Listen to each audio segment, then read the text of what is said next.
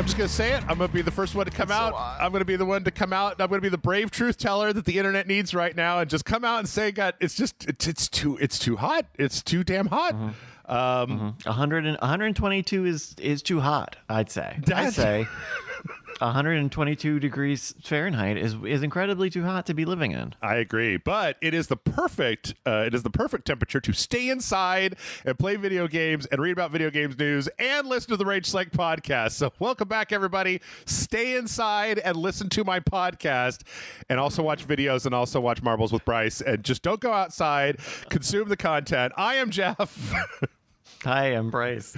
I mean, you should probably go outside at some point, but you should get some air. Just like in the morning, in the evening, but not any time past 10 a.m.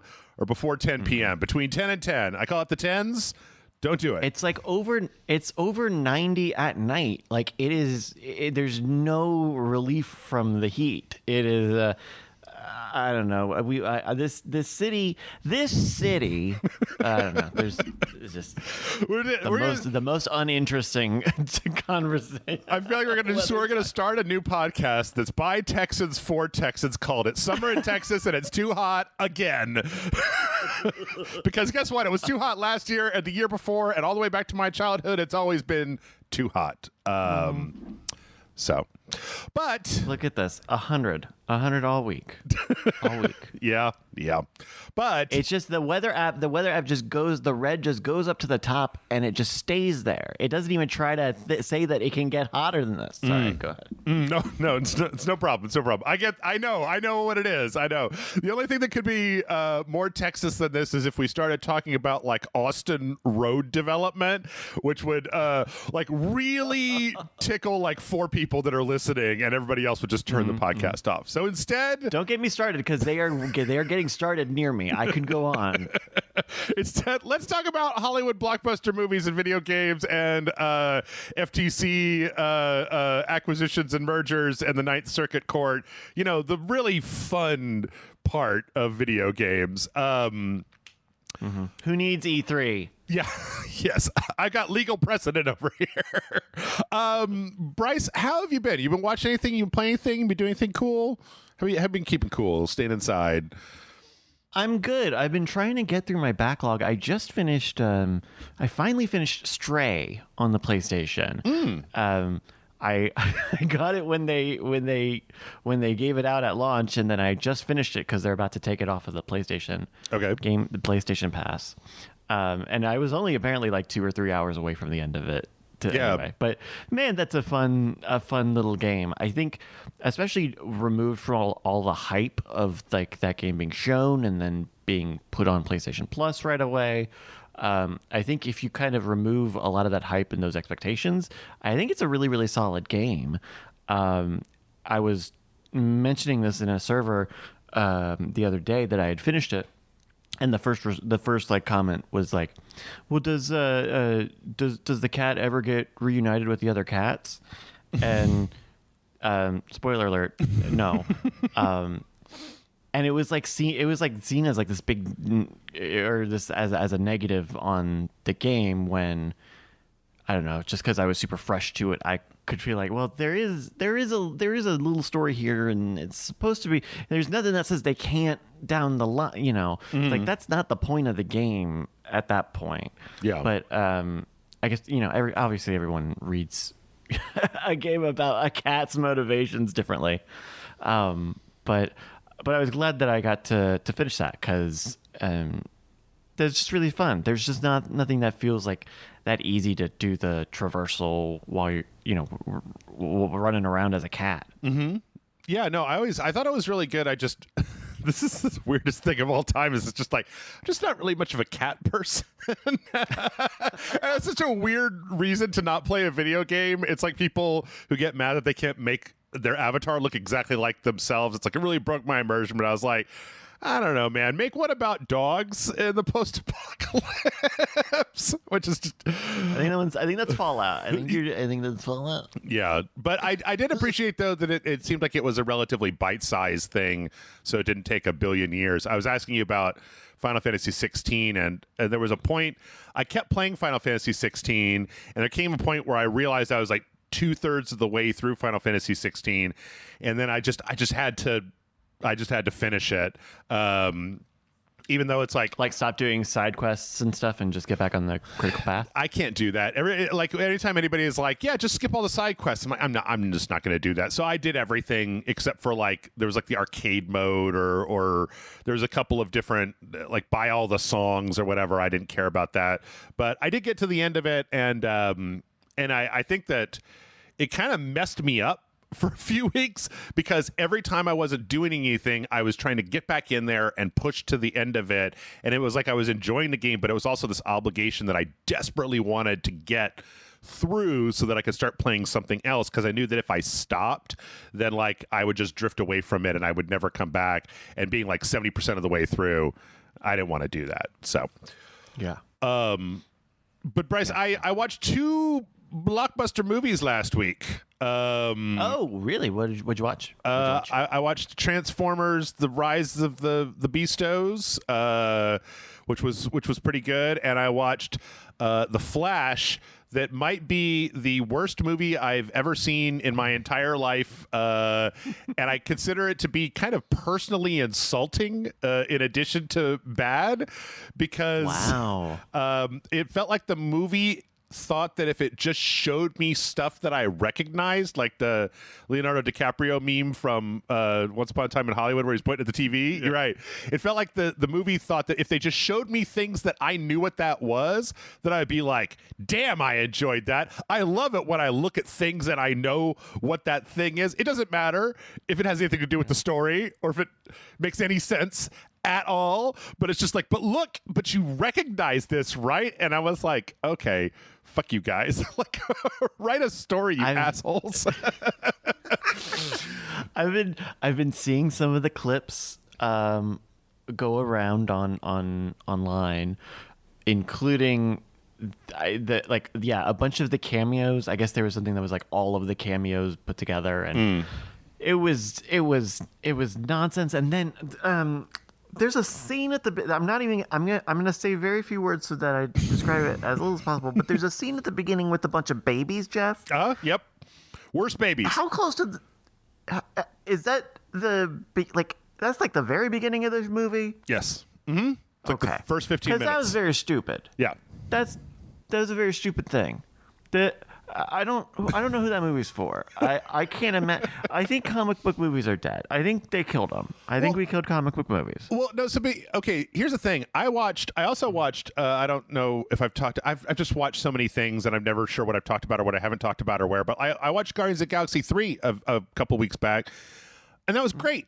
It was like, hey, James Gunn knows how to write a movie, and it's like I care about the characters, and I care if they live or die, and I don't like the bad guy because he tortures the animals that I like, and I'm like, boo on that guy, and go Guardians of the Galaxy, win the fight, beat the day. Mm-hmm. I think the thing is just that a lot of the movies have become so obsessed with showing you with nostalgia bait. I mean, I guess Quantumania wasn't really that because it was kind of its own thing, but it was just, I don't know. I just get the impression that a lot of these things are just badly written. That's all that it is that they've got.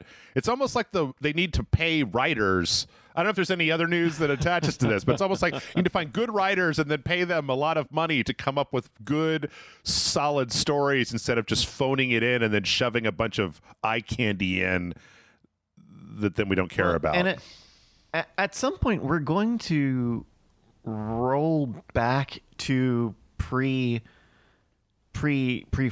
Feige days, I guess, the pre someone saying, "I've got my hands on the wheel at this." They're getting cheaper, they're getting faster, they're getting more CG focused, they're getting more franchisey, and I don't know. It was not long ago that the comic book movies were a joke because they were bad. They were just regularly could be pretty bad. Yeah. Especially at the number of titles that we're talking about, the amount of things that they're pumping out now. Mm-hmm. None of them can can be good, or then you're just playing its own game of like, what is the acceptable crap? How much is okay to be bad? That's like such a bad, just a weird like tone around everything. Yeah, I get that. I mean, I think a lot of it comes down to, I think that it's pretty well documented that you can look at Marvel and see that, like, when it started, you had a bunch of weirdos where they were, they let the fucking swingers guy make Iron Man. And it's what? Why? I remember Kenneth Branagh in to do Thor. That makes a certain amount of sense, but you letting the Buffy the Vampire Slayer guy is going to do your big summer blockbuster team up movie. But the thing that all those guys have in common is that they were very creative, and then I think that it's not a stretch to say that as time has gone on, the Marvel universe at least has become so profitable that they don't want to get weird with it. They want to stay safe with it, and it's just meant bland movie after bland movie after bland movie. And every so often you get something like the Spider-Man Far From Home that did okay, but then the rest of it has just been kind of like inconsequential, and it doesn't mean, and who cares like about the multiverse? Like, they started this in Loki, and they've been it's been the multiverse of madness and Far From Home and Quantumania, and who Here's cares? one for you. Beyond the multiverse, do you even care about the Marvel universe? Do we care about the Marvel Cinematic Universe anymore? Like, I knew that they're trying to build this up to the next Avengers or an Avengers type thing, but I don't think they've got our attention, and it doesn't seem like the formula that they're trying to follow still has heat. What it reminds me of is when I used to read comics, and I started reading comics by being like, I like the X-Men, and so I'm going to buy the X-Men comics. And like, as a kid, I would buy all the X-Men comics that came out, and I'd be like, oh, some of these are good and some of these aren't so good. I really wish that there was a way to tell whether X-Men was going to be good or bad when I bought it. And then years later, when I got back into comics, I started to realize that I followed all the artists in the 90s when it was like Jim Lee and Rob Liefeld and all those guys, like they have their whole, Image Comics and stuff. But years later, I understood that what you need to do is you need to look at who wrote it. Like, it doesn't matter who the character is, it matters who the writer is, because a good artist, and in this case, like a good production company, can't make up for a bad script. So it doesn't matter if you like Ant-Man, right? Like, it only matters whether the person that writes the Ant-Man script is good as a writer. And so that's why, like, I will follow James Gunn. I watched the Suicide Squad when James Gunn did that, even though I hated the first Suicide Squad, because James Gunn is a good writer, and so I will watch what he does, the same way that the Spider-Verse, right, with the who are the guys that did the Lego movie and stuff? Lord and Miller. Lord Miller, yeah. I'll watch whatever they do because they're such good writers. So I think that's kind of where we need to go at this point, or that's where I'm going at this point, is like, who wrote this? Let me give it a shot. I say, after I just get done saying I watched The Flash and I don't remember who made that piece of shit. Well, and when you get to that level of scale, like when you get to that scale, you run into this conflict of like, yeah, like, authorship is a fantastic way to see a trajectory of writing and creations, right? You see James Gunn do a great movie, and then he keeps doing them, and and then it becomes easy to follow him. But when we're talking about millions of dollars, probably billions of dollars across over all these franchises, the last thing, and I'm going to stop this because it's not about video games, but in publishing, the last thing you want to do is build anything on people. You don't want to. No, you don't. It's a business. You don't want to build anything on people. Fuck, people get canceled. You don't want to make a business on people. It's about the brand. And, yeah, and right, because if you can, the Flash isn't canceled. Ezra's canceled. Yeah, like you'll get another Flash. It's that's what's under all of this, is they don't want people, and if they can just get out of these pesky people, then then they'll finally have made a perfect business. Agreed. Stupid people always asking for stuff. Well, speaking of people asking for stuff, the Federal Trade Commission asked the Ninth Circuit to hear. I don't know if you've been keeping up with this, Bryce, but last week the judge came back and said FTC did not make a good enough argument to uphold to the injunction. Okay, the FTC wanted to. They put forth an injunction against the sale from Microsoft or from Activision to halt it. To halt it. It went in front of a judge. They made their case. The judge said, "You didn't make a good enough case. You kind of just did the Sony thing. You didn't make a good case for like the consumer. So we're not gonna uphold the injunction." And so the FTC has appealed that to the Ninth Circuit. This week, the Ninth Circuit Court of Appeals denied the final request to pause the takeover, which means that right now this is probably going to go through, except for, we'll get to it in a second, except for they still have one more hurdle in Britain. But this basically says that in the United States, this deal is set to go through. So, you know, it's been a year. It's been a year and change, actually, I believe, that this has been going on. But we finally, it looks like, even if the CMA stuff turns out to be an issue, it looks like Microsoft is going to buy Activision Blizzard King. Now, I don't know. Have you? I feel like for the last year, at least once a podcast, this has to come up, right? Because there's always some story about it.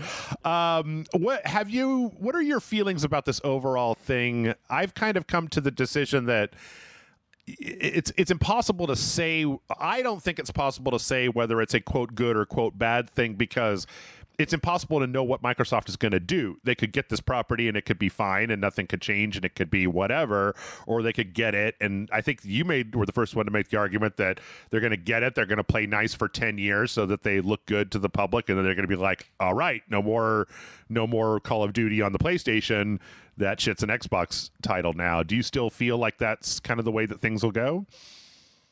If I think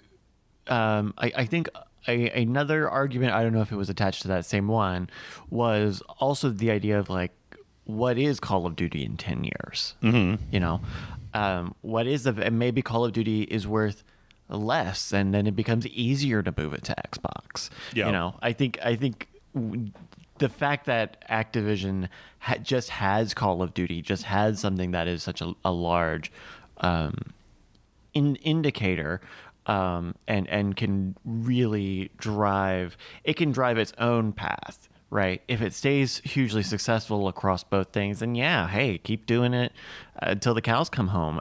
Then there's a reason for everyone to keep doing that. If it's the number is so much grossly larger because you keep Call of Duty on 2 or 3 extra platforms. Mm-hmm. Or maybe we get tired of Call of Duty. Maybe people move on to Battlefield or PUBG or Apex or Valorant or whatever. They move on because people do that, and then it becomes a harder ask to say, like, let's focus Call of Duty to Xbox. Let's really, you know, like there it is. Call of Duty as a franchise is so big its trajectory will last past 10 years. But I also think that the direction it goes by then might be self-evident. Mm-hmm. Okay. Yeah, I personally, I don't like. I've. Should this happen? Should the acquisition go through? Do you think it's like? Because that's what this boils down to. Yeah. Like, I think the way you feel at the FTC's results here will mirror if you think that this should go through or not. The thing is that so here's the problem that I keep coming to in my head is that, like, if this should not be allowed, if one company consolidating other companies, like, generally speaking, I'm not a fan of moving towards the cyberpunk future where there's like 4 megacorps that own everything in the entire world, right? However, the thing is that I have a hard time with the logic of saying like, well, this one shouldn't be allowed because it's too big, but it was okay for them to buy Bethesda and make Starfield an Xbox exclusive because and it's probably mostly because I care more about Starfield than I do about Call of Duty, where I'm like, I think that that's a way bigger thing that everybody just kind of took in stride. The idea that like this Elder Scrolls in space, you look at Bethesda's games and the tail that they have and how long they go on and how much they're supported, and the fact that like this is just an Xbox title now, an Xbox PC, it's not going to be on the PlayStation title at this point. Mm.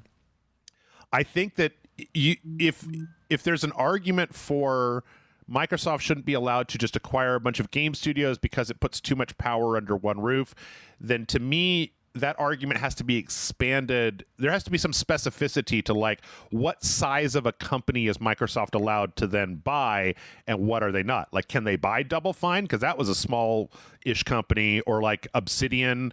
Like, these are kind of like, these are not tiny, there's not indie developers, but you could make an argument by saying like, why are you allowed to buy Obsidian but you're not allowed to buy Activision? And if it's the scale, then at what point in the scale do we stop that acquisition? And because I personally think that Microsoft could buy all this stuff and then it could all...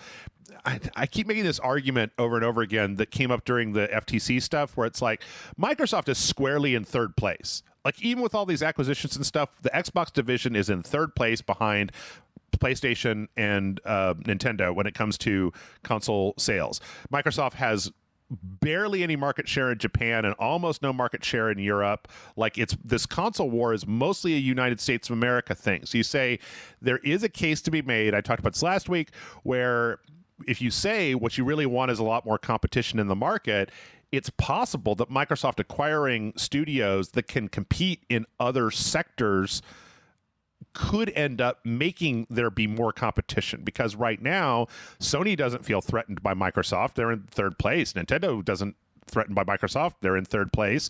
So like Microsoft has to figure out a way to compete in a way that's going to force actual honest to God competition in the market. And you can make a case to say that this is a way for them to do that by purchasing something that's so big that it kind of levels up their overall cachet in the marketplace. Because while Microsoft is a big company, Xbox is a big brand, again, they're still third place, very little market penetration outside of North America. Yeah.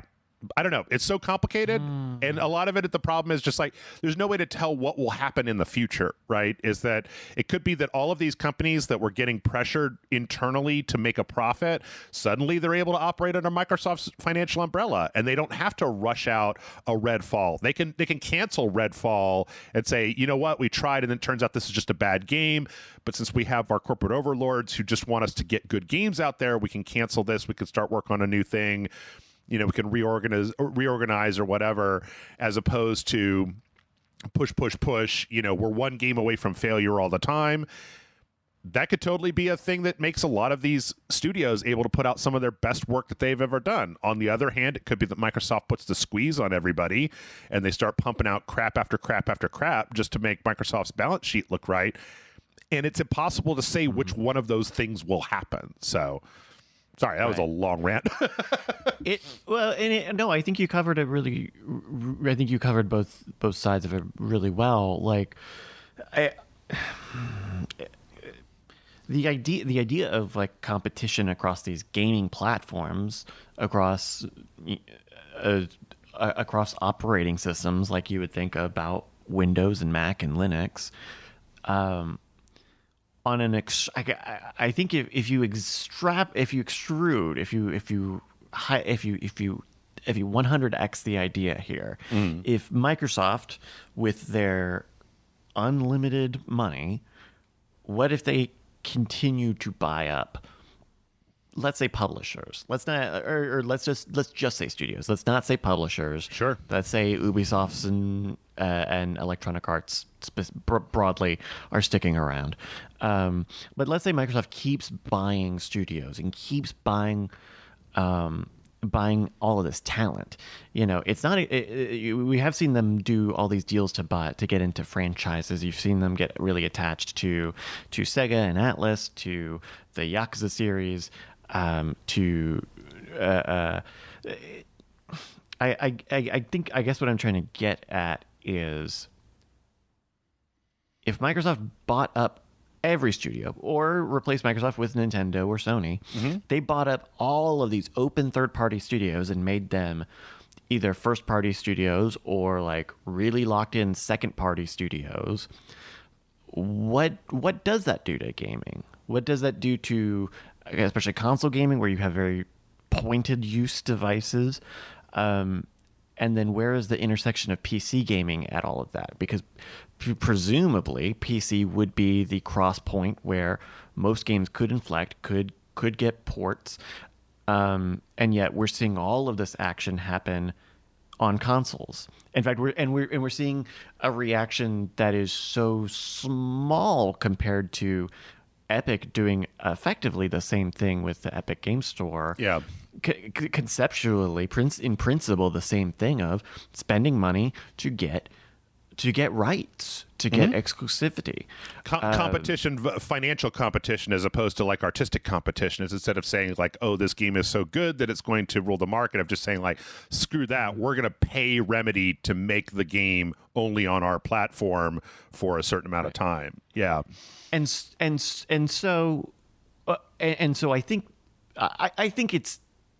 think it's interesting. I don't exactly have a clear judgment on that, but I think the other thing that this puts Microsoft in a position to do is, with a lot of these are studios who have built their prestige on blockbuster franchises, and in some cases, Microsoft got the rights to those franchises, Fallout and Elder Scrolls. And in some cases, they probably didn't, or they have these studios that are kind of far removed from some of their biggest games, and they need to find new big franchises that continue to push their value forward, because they are no longer driven by selling a box or a pre-order box, because now you have this new metric of satisfying people, of attracting people on Game Pass, making Game Pass look good. Yeah. And you mentioned Redfall, like if your thing is, hey, we're not playing the like sell you a piece of plastic in a disc game, we're just making good content, and we're creating this new paradigm of experiencing it. Well, you can't put out stinkers. Yep. Stinkers hurt you doubly as bad, especially because I'm sure we will see these Game Pass first games, or these first party games, be smaller. We'll probably see them be smaller so that games can get out faster, I would predict. And so I think that all makes us really, really dodgy. Like Microsoft itself, as this mega publisher, has got a weird hand on games that have come out lately. Bethesda and Activision as sub brands are going to have their own. I mean, all the Microsoft Activision stuff kind of makes you forget about all the sexual harassment complaints at Activision. Yep. And that is something Microsoft is going to have to deal with day one. At some point, there will be not enough news with the acquisition that we will say, okay, hey, now what about all of these? What was the status on all that, Activision? Yeah. So it is hard to say. I think ultimately, platform holders having studios, having publishers and developers, is fine, is not an issue. And unless we see one of these platform holders really go out of their way to like abuse the privilege, to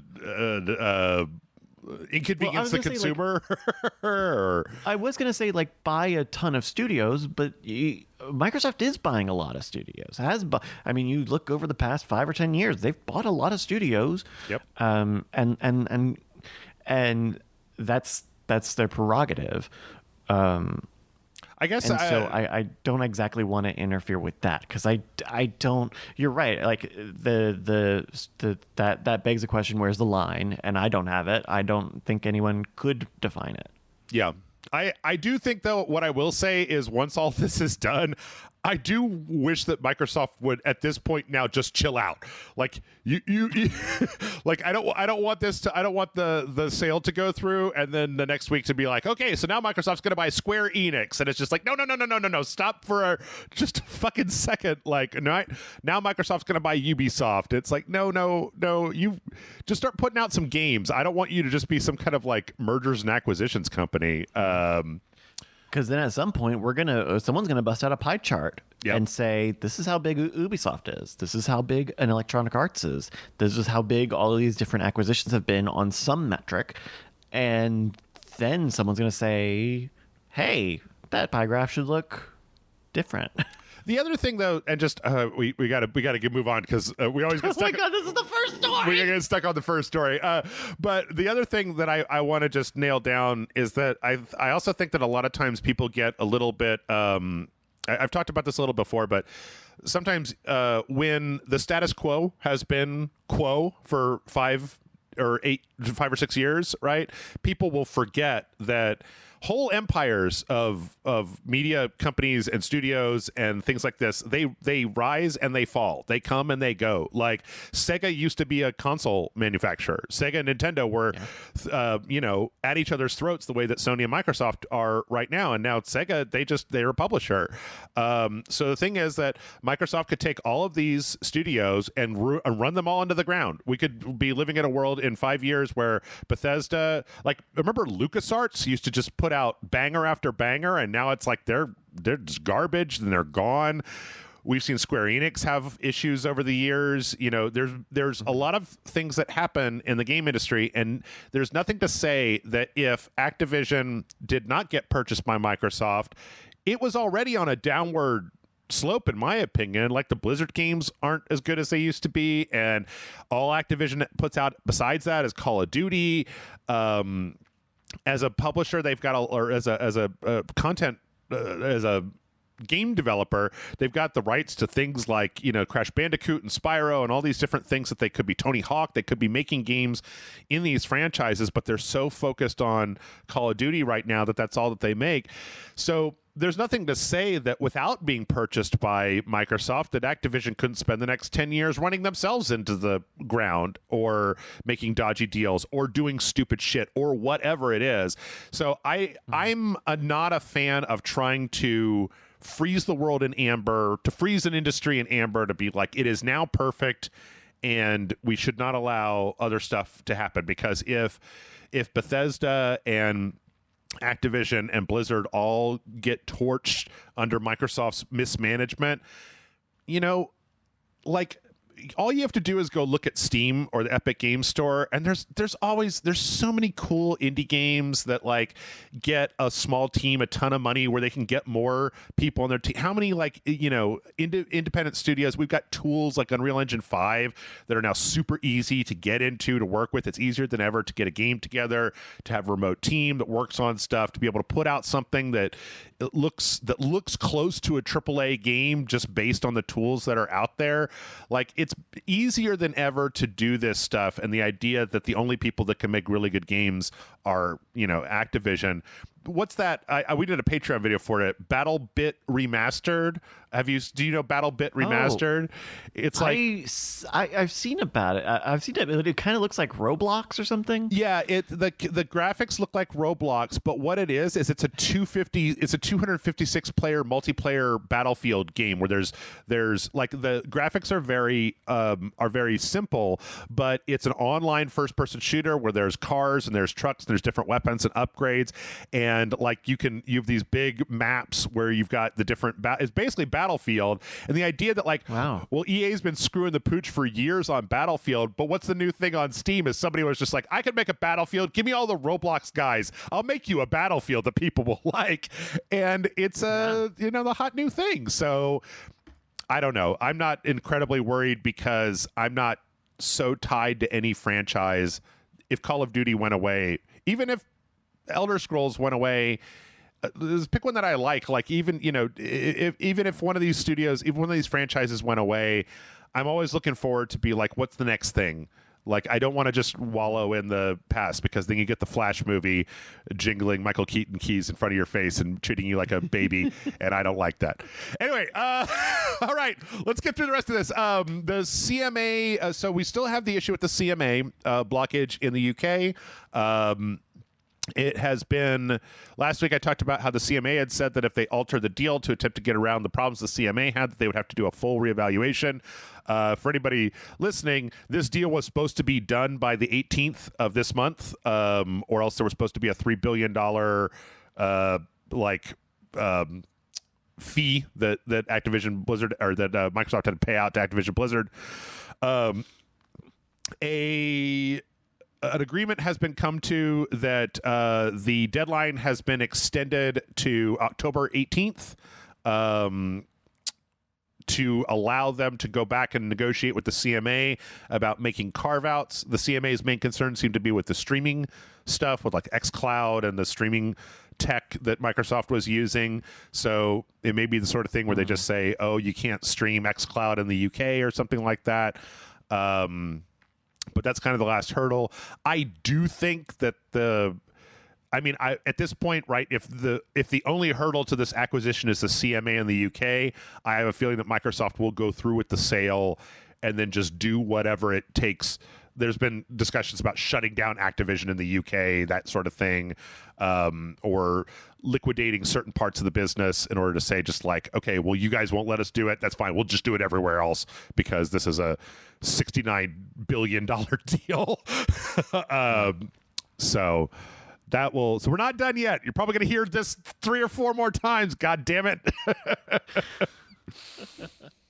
Yeah. I think, man, I think thinking about it, I think if I had to put my own chips on the board, I think Microsoft will probably be a better steward of Activision Blizzard King than the people who are running it now. Bobby Kotick. Yeah. But I do think that the one thing Microsoft can do is just throw a lot of money at problems, and I think greed tends to be something that Activision's corporation has struggled with lately. So. Yes. Let's see. We also found that because this is all but done, Sony has finally caved and signed on for Microsoft has been waving this agreement in Sony's face for a while now, saying we will sign a contract with you to guarantee that Call of Duty is on the PlayStation. If that's what you're worried about, I will sign this piece of paper that guarantees that we will not be taking it off the PlayStation for X amount of time. They have done that now, which was good. I mean, or it's a good move for, like, Sony shouldn't hold out and remain shitty about this particular point if the merger is going to go through anyway. As near as I can tell, there's no specific timeline as to like how long this agreement is for. There wasn't. Oh, for some reason I thought that had been, but I guess not. That is strange, because I know Xbox had been saying we'll offer you a decade. Yep. But yeah, I don't see it that there's a timeline. Does that mean that it's indefinite? Does that mean that? Because if it was a year, they would say. I mean, that you would, someone would say it. It would be, yeah. It would be in the news. It would be some news section would have it. I mean, maybe here. Let me just look it up. Call of, or maybe they wait until Call of Duty, the next one gets announced, or there's a next thing. A 10-year. It says 10-year. It says 10-year. Okay. The story that I had just didn't have that in there. So yeah. Those are tweets. Who knows? Yeah. Yeah. Same as before. 10 years to keep Call of Duty on the consoles after the acquisition. Again, I'm going to repeat the thing I've said before. If Sony really considers Call of Duty to be so critical to their brand and they've got 10 fucking years of exclusivity locked in and they own Bungie, right? Like, they should spend time building a competitor to Call of Duty. I know that that's easy to say, but the thing is that if Sony thinks that Microsoft is going to rip Call of Duty off of their service, they should start now going, what are we going to replace this with? when the inevitable occurs and Microsoft yanks Call of Duty from our platform. If that's something you're worried about, you should plan in advance as opposed to reacting when it comes out and going like, oh no, what are we going to do? Blah, blah, blah. I feel like that requires a more agile Sony than we have, because like, hey, Sony should make a shooter. Well, the Killzone franchise kind of fizzled. You know, the people who were doing that are off doing much better things, and it always felt like Sony was very stubbornly keeping that franchise around. I remember I bought the Liberation that they did for the PS4 because it was a launch title and I could get a shooter game, and it was very underwhelming. And I just wonder if there is a certain amount of stick to it, to a little bit of stubbornness to how Sony can. They should. Oh, maybe it wasn't Liberation. Maybe it was. I don't know. It was the PS4 one, but they. I don't know. It is easier said than done to make a Halo killer and Shadowfall and yeah, that's it. Shadowfall. But it's easier said than done. You know, sure. Call of Duty is Call of Duty for a reason. Sure. Yeah, absolutely. And again, I'm not saying it would be easy. Like, the first thing you have to do is figure out a way to get people out of there.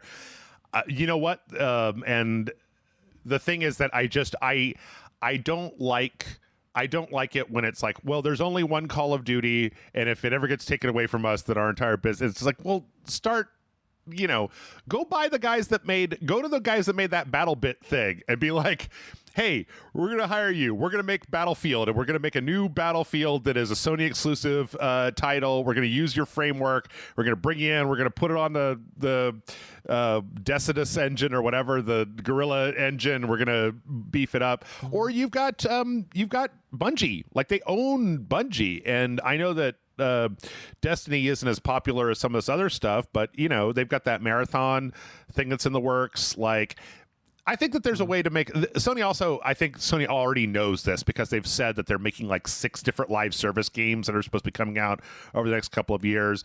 So, but I do think that it's, which feels stubborn. Like this, at least in the live services streak. Like, I think about like Everybody's Golf, which was. I was very let's just stick with me. I was really hungry for a new Hot Shots golf game. It is like it's a first party sport game, or basically first party sport game. And that game, like the design and the concept of that game, is detracted by the fact that they wanted to make that a live service, online multiplayer sort of game. And now that game is crippled because those services aren't running anymore. Right. And you still have to play the game in the way that it's set up.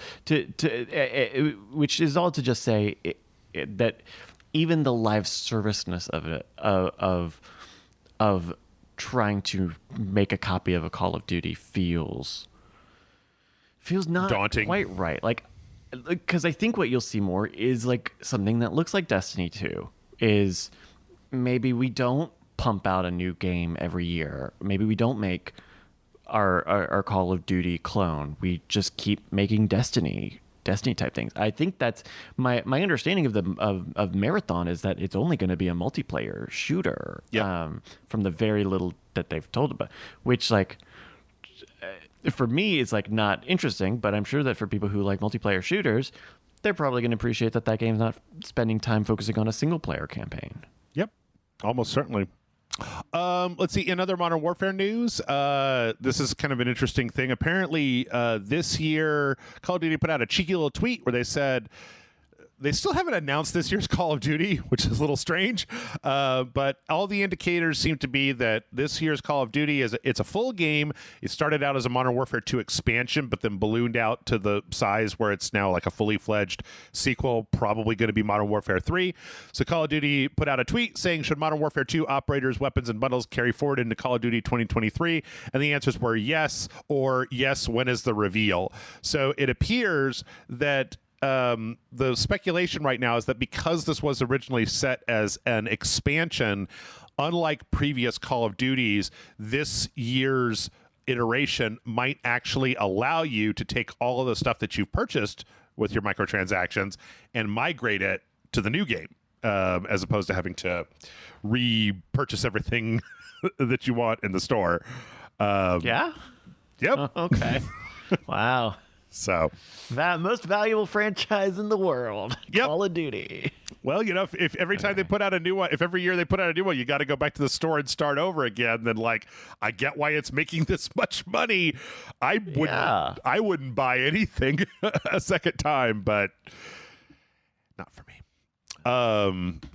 And then also, this was a really strange thing. Apparently, last week, Microsoft did some work on their backend to make the multiplayer functionality for the Xbox 360 versions of Black Ops 2, Modern Warfare 2, Black Ops, and Modern Warfare 3, the 360 ones, start working. And then they put them all on sale for $15. And this meant that when you looked at like the top 10 selling things on the Xbox store, the first 4 were those old Call of Duty games. Like, they topped the sales.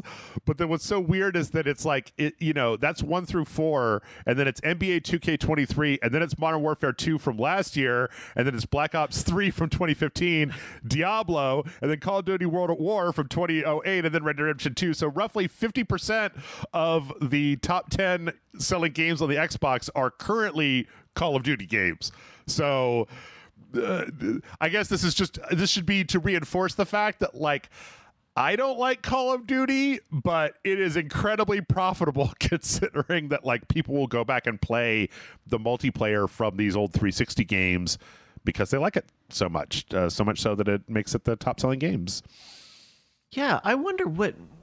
I feel like Microsoft is cooking up something with their 360 lineup after the Games with Gold news from last week. Or is that on the lineup today? It is. Oh, okay. Well, but then. That's all right. I can move it around. None of this stuff is set in stone. Like there was a carve out in this Game Pass Xbox Live Gold news for 360 titles. Can you clarify this? So, okay, the big thing was last week, Xbox Live Gold is going away, and it's being replaced by what's called Xbox Game Pass Core. So instead of, you're going to have Game Pass Ultimate and Game Pass whatever, Game Pass Core will be replacing Live with Gold. And that's going to be switching on September 14th. The big thing here is that... it's not going to be like the same structure as Game Pass Gold, where, Game Pass Gold, you get one game every month. Like, that was from the old days, right? Now it's going to be like every 2 or 3 times a year, there's going to be big drops of stuff into this like thing. Like a library. Right. This level of Game Pass basically is going to be getting content drops every so often, not the constant drip of the Xbox Game Pass stuff. All of the old Xbox One things that were renewed will stay. As long as you maintain the core membership. It's just like with PlayStation Plus. If you ever cancel that, any of the stuff that you've gotten goes out of your library. But then I think this is what you were referring to, is that any 360 titles that were redeemed via Games with Gold will be in your library forever. It doesn't matter whether you cancel or not. So I something tells me they're trying to do something with that 360 library, and maybe this is just them, because you saw them do a similar thing with Bethesda and their classic titles around the time that acquisition happened. So maybe this is all just them setting the stage for Call of Duty stuff. But I could see Microsoft do something weird of like saying, "Here's Xbox Game Pass Premium." And now it's much like the PlayStation Plus Premium. Here's our retro tier. and now it's all of these 360 games that we've spent all of these years, doing custom emulation settings for and making them look like that's what I sniff. It's possible. I mean, it could be. It's very possible that they could do that. I don't know. I don't think that any of the 360 games have ever been on Game Pass, right? Because Game Pass is just newer stuff. It's never gone. Am I right about that, or am I? I don't remember that, but I could be mistaken. I feel like some of the old Dooms did, because that was where they were. Like, but I'm not the. I think you're right about that. I think that when they got id Software and some of those things came out, that some of those went on to Game Pass as 360 backwards compatible. I don't know. I wish they do more of it, because there's old Xbox. The dirty trick that I wish that I could make somebody over at Microsoft understand is that, okay, there's a whole generation of games in the PlayStation 2 era that are at this point very difficult to get access to, because Sony doesn't like to. They put some of them on the PS4, but not a lot of them. Like, you can get like Jack 2 and a few other things, Rogue Galaxy, but there's a lot of those games that also came out on the original Xbox, and Xbox backwards compatibility also works for OG Xbox games. And this is all to say, Phil Spencer, will you please put Burnout 3 Takedown on the backwards compatibility list? I know that you all have said that there are no more games on the backwards compatibility list, but I want to play Burnout 3 Takedown, and I currently have no way to do it, and it makes me angry and man, want to. Have you considered test drive, or no, Burnout Paradise? I have. I don't want you on Paradise. I don't want to. Go to Paradise, Jeff. I don't want to. Take a ticket to Paradise. I don't want to. Speaking of online multiplayer stuff, Blizzard, independent of this whole thing, Blizzard has said that they are going to start bringing some of their games to Steam. Up until very recently, if you wanted to play a Blizzard game, you had to play it on the PC via Battle.net, which was kind of an irritating piece of software that you only have to open for like 4 games. But this included also Call of Duty when Blizzard got bought by Activision. But the big thing here is that August 10th, Blizzard will be putting Overwatch 2 on Steam. Yeah. What? Yeah. Yeah. Okay, but that's the free game. Yeah, okay. yeah. Well, okay. It gets a little deeper, because there's also like there was a whole earnings report that came out from Activision that talked about a lot of stuff, and there was one line in here that talked about how Overwatch, so while engagement and player investment in Overwatch 2 declined sequentially in the quarter, the Overwatch team is looking forward to August 10th release of Overwatch 2 Invasion, blah, blah, blah, blah, blah, blah. But like admitting, I believe, for the first time that the Overwatch 2 is like not doing well. Like that they've really... They pushed it into this free tier. They reconfigured it for esports as opposed to what it used to be, where it's more casual. They've gone ham on the battle pass and the new stuff. They canceled the whole single player campaign in lieu of these smaller PvE bite-sized things that they're going to be putting out, but they're only putting out a couple, and there won't be any more until maybe next year at this point. That they've really locked it in, and what they've done essentially is they fucked around with this franchise that came out of nowhere, was well beloved, was a huge thing on the internet. Jesus, the porn, like there's just like it was everywhere for a while. You couldn't escape Overwatch, and now it's just slowly dying one update at a time. And so what are we going to do? We're going to put it on Steam, and hopefully we can get a shot in the arm when it comes to revenue by throwing it on a new platform where the people who refuse to install Battle.net will install this game, try it out, and hopefully spend some money on the Battle Pass for it, which makes me happy.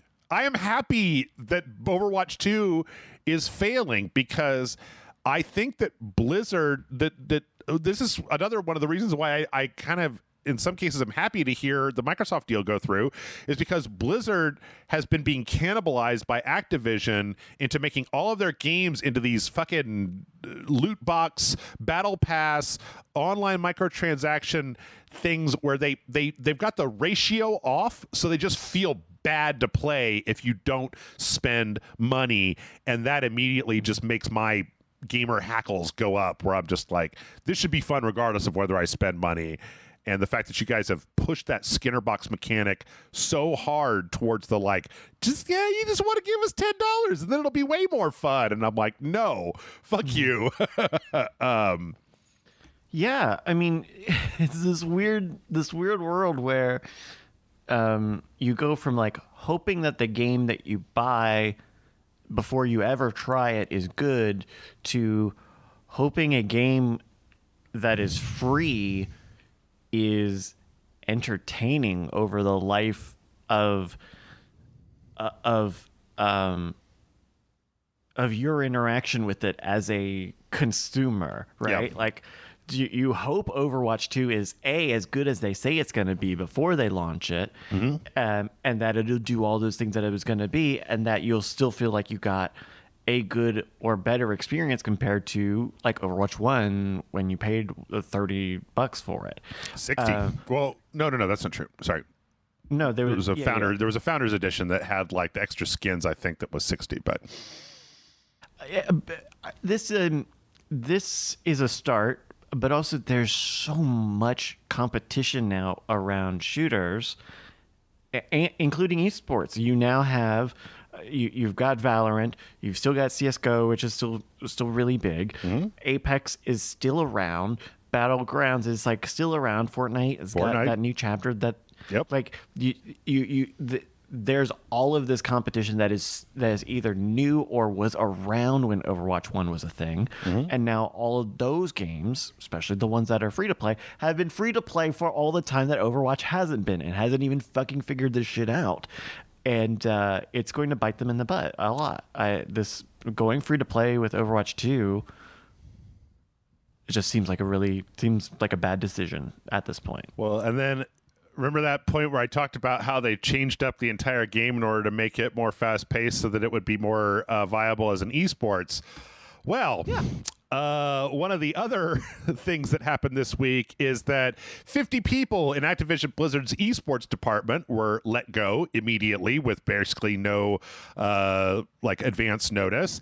And all of the there's a huge Verge article that I recommend anybody go read if they're really into this. I'm kind of only half into this, but the big thing here, right, is that the teams are set to vote basically on whether they start negotiation on a new operating agreement with Blizzard or terminate the Overwatch League entirely.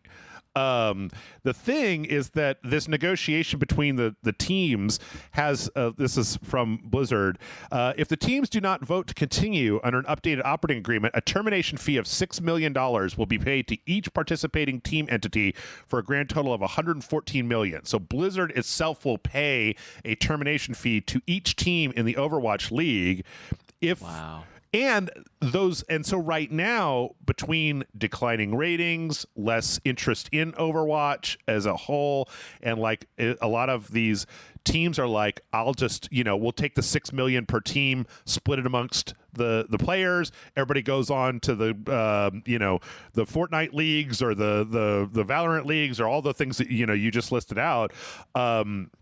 There's a really good possibility that that they could have fucked up Overwatch in order to make it a good esport, and now they fucked up the esport to the point where they're not even going to have an Overwatch League. There's some quotes in here where they talk about how no matter what happens, we want to continue moving forward with our esports beyond. But I think that what that maybe means, right, is that Overwatch goes to what the traditional esports thing is, where instead of being sponsored by Blizzard, it's like independent teams and tournaments where Blizzard is like one step removed, right? Blizzard sponsoring this year's tournament, but like the teams are operating independently and don't have to put up with like the rules that Activision or that Blizzard sets, or they can play other games, that their members can go back and forth between different stuff, that they aren't controlled by Blizzard. But like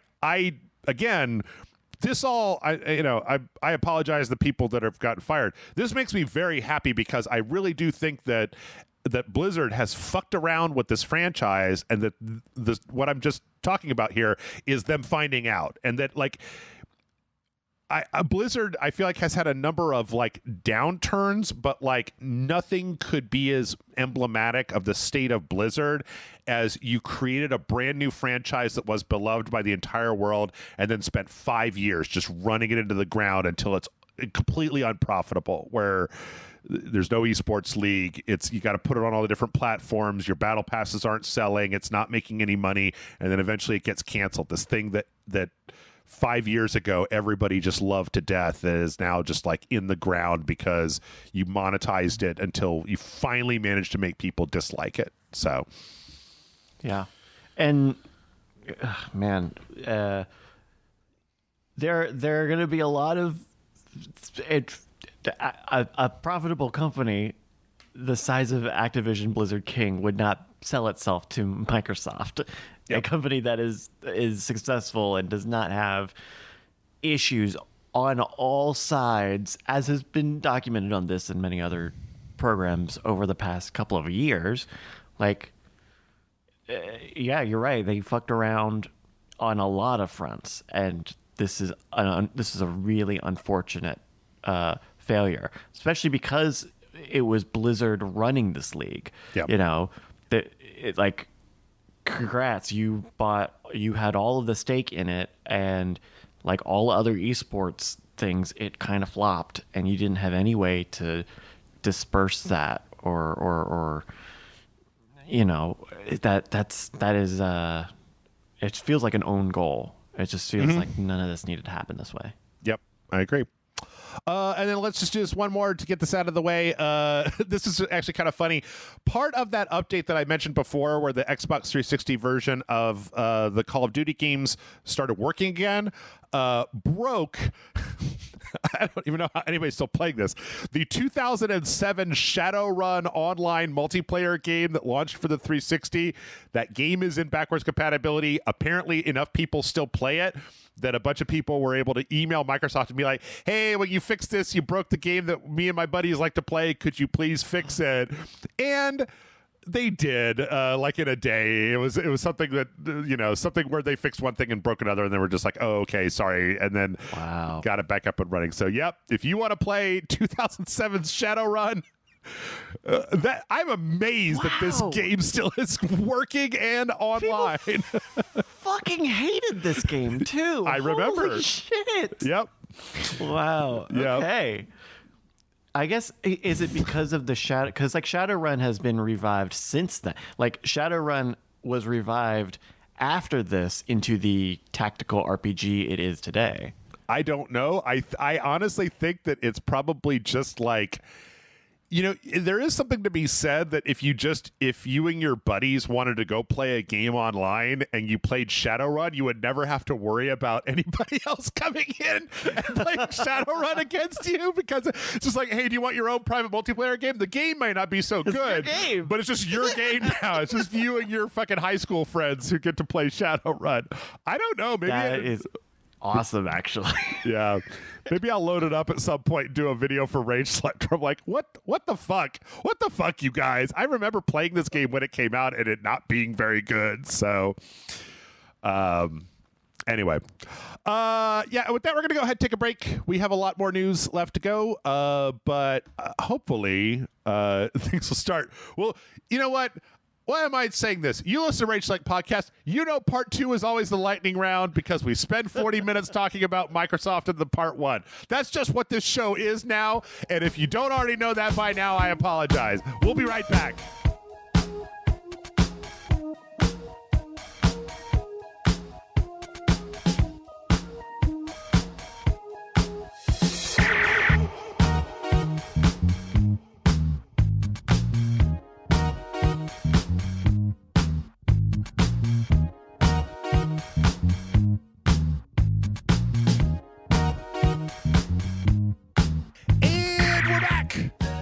there is still more news. There's always news. There's so much more news. Let's do some news, Bryce. We got some news. Let's news it up. Okay. Let's see. We got a we got a lawsuit here. Bungie had a lawsuit that they filed against a player who was harassing them, like who was just being like a real piece of garbage. Basically, they got a judgment for $500,000 in damages from somebody who harassed one of the community managers, and I read this whole story, and it's just one of these horrible internet things where like a community manager like reposted something that had a person of color in it, and then this person started harassing them. They sent like a pizza to their house, and they called them, and there's kind of a whole thread about it. You could even see like the Discord logs of this person like kind of reveling in their chaos and then backing up against it and trying to make up a fake person. It's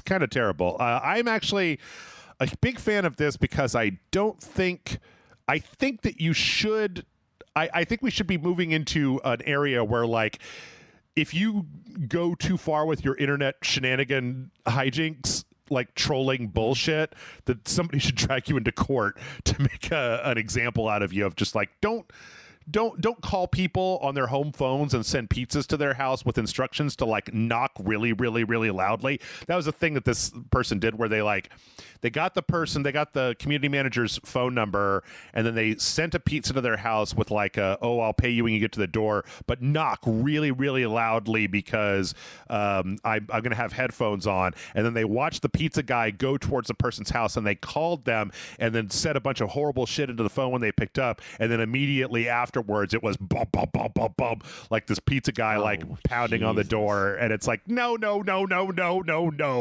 you know. Yeah. So yeah, I hope this helps fix like harassment. Online harassment is awful. When it crosses into the real world, like that is even worse. And I don't know. I think that whatever barriers are in the way of protecting people or prosecuting people who obviously cross this line, I think that's a good thing. Yep, I agree. Let's see. In other legal news, the GTA 6 hacker with that big GTA 6 dump last year of like weird beta and alpha footage and assets and stuff, basically they've been there is now a court case where Rockstar is taking them to court, charging them with blackmail and distributing stolen goods and things like that. The strange thing here is that I don't know if it's because they're younger or whatever, but there was also a part of this was also the fact that psychiatrists say that that the defendant is not fit to stand trial. So they're basically just going to be going to court. There's something to keep an eye on.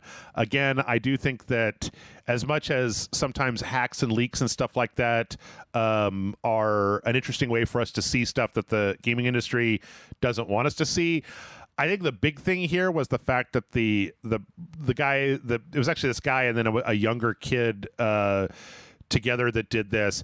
They tried to blackmail Rockstar, basically asking for Bitcoin in order for them not to disseminate the information. And so, that's blackmail. So that's against the law. You're not allowed to do that. Yeah. So, that's man. I was never a teenager like this. I wasn't. I don't know. I guess I pirated stuff. That was the extent, but I wasn't hacking into things. I don't know. Were you like that? I think there is like a streak, some amount of destructive streak that kids go through, maybe young boys go through. But this is, I don't know. I kind of want to know more about this and kind of don't want to know more about this. So I think that maybe in both of these cases, like, I think that there's a difference. How's the best way to say this?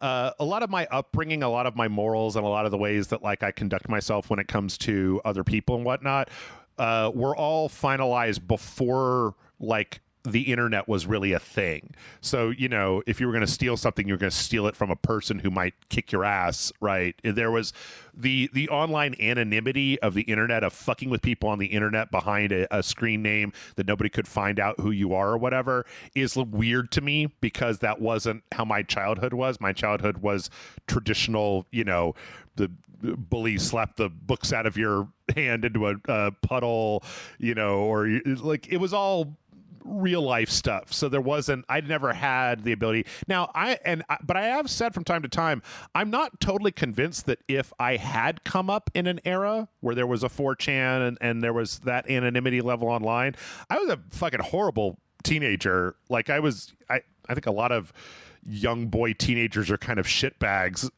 for a variety of different reasons. So I don't want to say that it's not possible that I wouldn't have done something like this. Sorry, listeners. Well, I remember I've told the stories on this show before about how like I was a really angry young man, like a lot of young men are very angry when they're, you know, you're going through puberty and you're getting all that testosterone in your system and everything's weird and you're just frustrated all the time that life won't do what you want it to. But I just came from I was just too old to have ever considered like, yeah, I'm just going to be mean to people online because it's super funny and they'll never fucking catch me. That just doesn't line up with my psyche in general.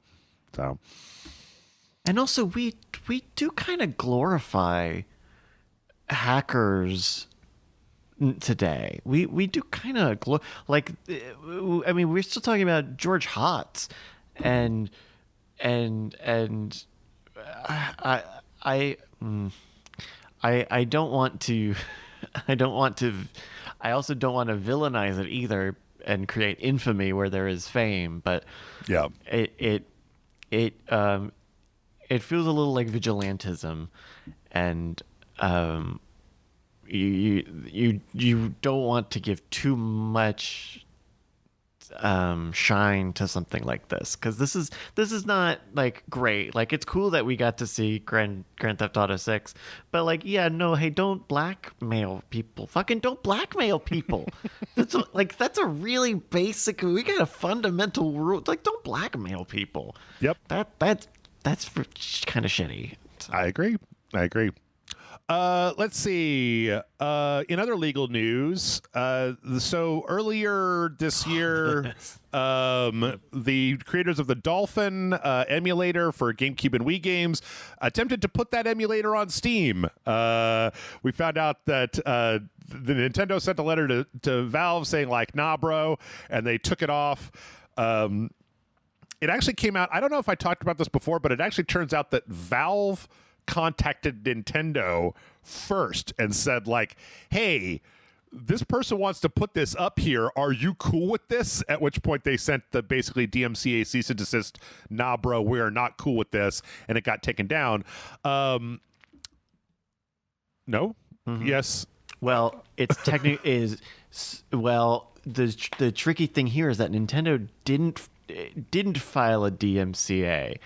They threatened that there would be copyright issues around this, but they did not even actually file one, which I think is part of the legal thing that Dolphin get into a little bit here. Yes. So yeah, this week the Dolphin developers put out some rationale of saying like, this is not that the Dolphin emulator is not illegal. It is not illegal to create an emulator. A lot of the rationale seems to be that the Dolphin emulator breaks Nintendo's encryption, but there's kind of an interesting thing here where these developers talk about this specific clause in the DMCA law that says that like, you can reverse engineer around specific code as long as it's not being used. Basically, it seems to be like you can write workarounds to encryption as long as it's not being used to then infringe upon somebody's copyright. So the idea that you are creating the emulator and it is able to run like GameCube coded homebrew stuff is a perfectly legitimate usage that is not against the law or the DMCA, and that there's specifically a thing in the DMCA that says that yes, if you are not using this to directly infringe on somebody's copyright, that no, that they can get around that. Those the parts of the software. They also point out that a good thing I think that has come up before, that is that like if Nintendo thought that they could take these guys to court, they would. Nintendo is litigious as fuck. They have gone up against like, individuals for letting the strategy guides for Pokemon out in the world. Like, Nintendo will sue your ass, and the fact that they haven't sued them likely means that if this ever went to court, that Nintendo knows that they would not be able to that the ruling would not be in their favor. Which is very interesting. They've never shut down an emulation project under DMCA. Yes. Like they do shut down like ROMs. Like you can't just spread ROMs, and they try to be protective of the BIOS, of different BIOS files. But yeah, like it's a really good article. The Dolphin guy's explanation of the legal stuff. Mm-hmm. It's really fascinating because they are very confident that that there's no issue with them, including that the public key or the master key in the emulation. They really like their whole stance is like this is Steam's prerogative, that we're not being shut down. And we won't be. It's a really good. It's a really worthy read. Yeah, I agree. Anybody that's interested in emulation, especially last week, we had a story about like about game archivism, about like keeping old games, like and how many games have kind of been lost to time because the focus is so much on like copyright and money making, that a lot of times if a company just lets a game fade away into the ether, that it might just be like lost forever. And so projects like Dolphin that are able to keep, I mean, eventually there's going to be a point where there are no more GameCubes or Wiis that are operational in the world, or that they're so sparse that as to be basically gone. And so that makes projects like Dolphin that much more important. I really do think that if the companies are not going to, I think that we should come up with some way to say there is a certain amount of time at which point, if you can demonstrate that a company has not made a game available in a decade, that it is okay to then submit it to like a publicly run archive that is available for people to get access to. Just because, again, the same thing happens with movies and other media, where a lot of times companies are so interested in holding down the copyright that they will literally let this stuff like fade away into oblivion. So, right. And I think, I could see a world where you do something like offer, I don't know, some sort of credit or tax rebate or something to these retro platform holders, right, for publicizing I don't know, technical information about their hardware, or make, if there was some way that there could be a nominal transaction for opening up the whatever information they have left that hasn't just been burnt or thrown away or deleted. Yeah. That's all that the archivists want, is please just whatever is left out there, please let us keep it and not destroy it. And right now, a lot of the times, and the reason it's happened in the past is because there's just not, at the end of the day, been the money to keep it on a hard drive or on a disk or to back it up anywhere. Mm-hmm. And those are the two forces at play, the money side of it and the please don't delete it. And I don't know, it would be interesting to see someone like the Library of Congress or some endowment or something offer something to open these things up, because a lot of the stuff will just disappear. Think about how many Wii games even with emulation, how many Wii games you just kind of can't you can't replicate without a motion sensor, without a Wiimote. A Wiimote. Mm-hmm. How many N64 games just don't play exactly the same because you're not using that weird controller. Mm-hmm. I don't know. No one wants piracy to go rampant, but what we're being left with is the destruction of culture, of history. I agree. Let's see. In other Steam news, Baldur's Gate 3 had a huge jump on the Steam top sellers chart. I believe that the information in this article is overdue or is out of date, because that says it's at number 5. It is at number 3 currently as of recording this. This article on VG247 seems to indicate that this is all because of the bear the bear sex that you can have in Baldur's Gate 3, the hot druid bear bonin from the last Panel from Hell showcase that came out last week, that jumped this up quite a bit in the ratings. I really hope that Baldur's Gate 3. I played it when it was in early access, and I'm really hoping that it holds up to the hype, because it looks like they've done a lot of work, and I'm really excited to see where it goes. And it could end up being one of those, like, this is a big breakthrough hit where suddenly people that didn't play Divinity Original Sin 2 are like, oh, but I like D&D and I want to try it out and stuff like that. I don't know. Did you play Baldur's Gate 3 in early access, or are you have any interest here? I haven't, and there have been this is one of those like kind of like a CRPG, like you're kind of further away from like a what am I saying, other game? Yeah, like I've got some interest in this. I'd like to see what it looks like. And what its story, if it's kind of a mindless game, or if you're really meant to be really immersed in it. I don't know. I think I'll probably wait to see how the reviews look, but it does look kind of neat. As far as I can tell, like, they said something last week, and this always has to be taken with a grain of salt, right? But they said that there are 17,000 different permutations of endings to the game. Like, wow. Okay. Which, who knows if this is like the Fallout 3, like, then we put this slide in the deck that happens at the end. Right.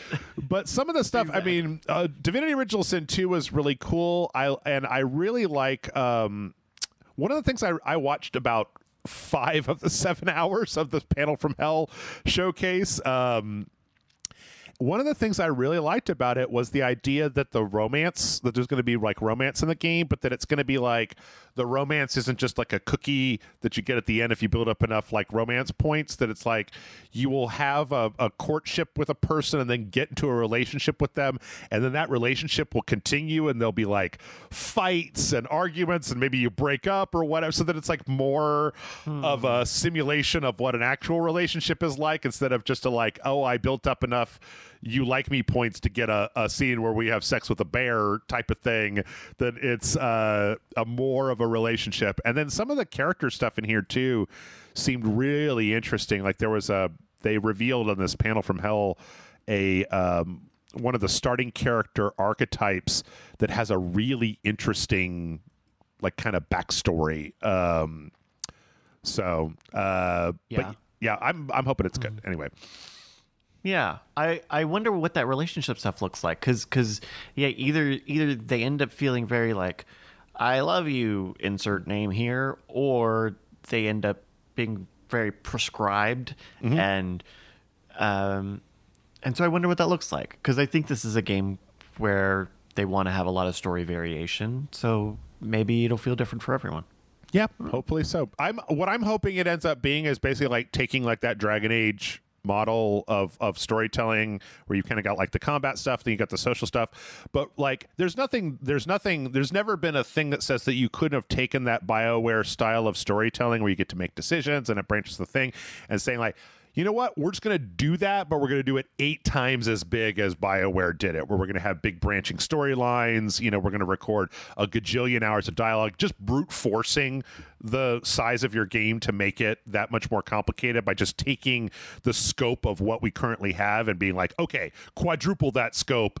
And then let's see what we have at that point, which is kind of the impression that I get, because nothing here seems like it's like revolutionary. It more just seems like they're taking existing ideas about RPGs and just expanding them and expanding them and expanding them. So, yeah, I think that's a really good point. well, if you're not interested in Baldur's Gate, it sounds like you are, but I don't know. Baldur's Gate 3 is one thing, Bryce, but what about Neopets? Okay, listen. I am not a person who ever did Neopets. This is one of those like Club Penguin style websites that was all the rage back in the Club Penguin. 2000s. Yeah, it was like original RuneScape era of, you know, having it was Tamagotchi. It was honestly late stage Tamagotchi more than anything. Okay.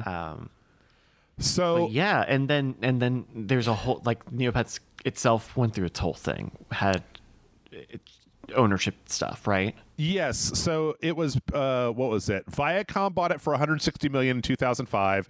In 2014, it was then sold to Jumpstart, the edutainment company, which was then later acquired by NetDragon, and then NetDragon shut down Jumpstart, and then it looks like it was converted into an NFT project at a certain point. But now, apparently, they were going to shut it down, and management for what was left of Neopets managed to raise up enough capital to essentially buy back the rights to Neopets and basically have it turned back into an independent website that wasn't under a specific corporate entity. And yeah, they've got a lot of plans. They want to make they're not doing their NFT thing. They did it, but they're not going to continue doing it. They're looking to make a new phone game, and they're looking to redo basically the website game out of Flash back into like HTML5 so that people can run that. Basically, it seems like if you're a fan of Neopets, there's the Neopets people got their Neopets back, and they're going to make a lot of Neopets for Neopets. So keep an eye on this, Jeff. If they play this right, this could be big. This could like it could be to the level of like where RuneScape is. They could do what RuneScape has done. I don't know what RuneScape has done. I don't know what that is. So old RuneScape, that was the old little MMO back in the day, and then they redesigned it at one point and rebooted and tried to make it look fresh and slightly modern and stuff. And then at some point it was old school RuneScape. Literally, that was what it was called. And it looked like the old game, but it was on mobile, and it was redone, and it was out of flat and all the stuff. And it's back. Like, hey, guess what? People like a free game. And if you have something with nostalgia like Neopets does, people fucking love I'll tell you, the people they fucking still love Neopets. They're ready for it. It could be, you know, get an app or make a mobile website, make app games, like be a kids, like it could be a hybrid adults and kids brand. Like, make kids games, make kids shows, fucking have the parents can keep their pets from back in the day. There's nothing stopping that from happening, honestly. You know, who knows? Maybe Microsoft's going to be buying Neopets next. It'll be $3 billion acquisition of Neopets because it's come back and it's super popular now. But let's see from there. A couple announcements here. Assassin's Creed Jade, the mobile iOS, Android version of Assassin's Creed is going to have a beta that begins in August. So the next Assassin's Creed game that you'll be able to play will be this one, and you can register at this point now to get into this beta. I have absolutely no interest in playing a phone game, no matter how good it is. I don't like phone games. So, wow. Yep. Wow. But I tell you what I do like is dumb shit. And the other Assassin's Creed news that we have is that they're making a haptic shirt for Assassin's Creed. The company OWO is partnering with Ubisoft to make a weird looking like neoprene shirt that has a bunch of haptic things in it that will allow it'll connect to the game, and you'll quote experience sensations you've never felt before, unquote, like parkour and wind and jolts and stuff. And what was that movie theater thing called that everybody liked for a while? D-Box. It seems like this is the home version of D-Box right here. Is you put on a dumb shirt and charge up all your things and then play your Assassin's Creed game, and then when the guy stabs you, you really feel it. You're like, ugh, that sucks. I don't want to do this anymore. Jeff, I'm not fooled. I'm not fooled about this. Look. This is Ubisoft. This is the worst company in the world here. Okay? First off, it's a ripoff of that Rez idea. Remember they made that Rez bodysuit? Yep. It's the exact same thing. Just because they're going to make 2,000 of these, which they're not going to make even fucking 5 of these. The fact that they say that they're going to make a bunch of these doesn't change the fact that this is all just a bunch of... It's just... I'm not fooled. This is marketing. This is organic marketing. This is wacky. This is including a dildo with your game. So everyone tell us about the dildo game. When the South Park game had like the fart smell add on. Yeah. Like also, I don't know. Like I'm willing to pay some amount of money for something stupid, but this thing's gonna be like $550, and I'm not willing to waste. You get a lot of stuff for $550. I mean, not as much as you used to, but you get a whole console for $550 if you want. And I don't think and you know what? Hey, guess what? I don't think if I had to put money on it, dollars to donuts, I don't think that suit is going to come in multiple sizes. I think the size that we're looking at on the screen for an adult medium is probably the only size that they will make. That's my guess, because you can't. Apparel's awful making multiple sizes. I guess it's a specific company doing it, but I don't believe it.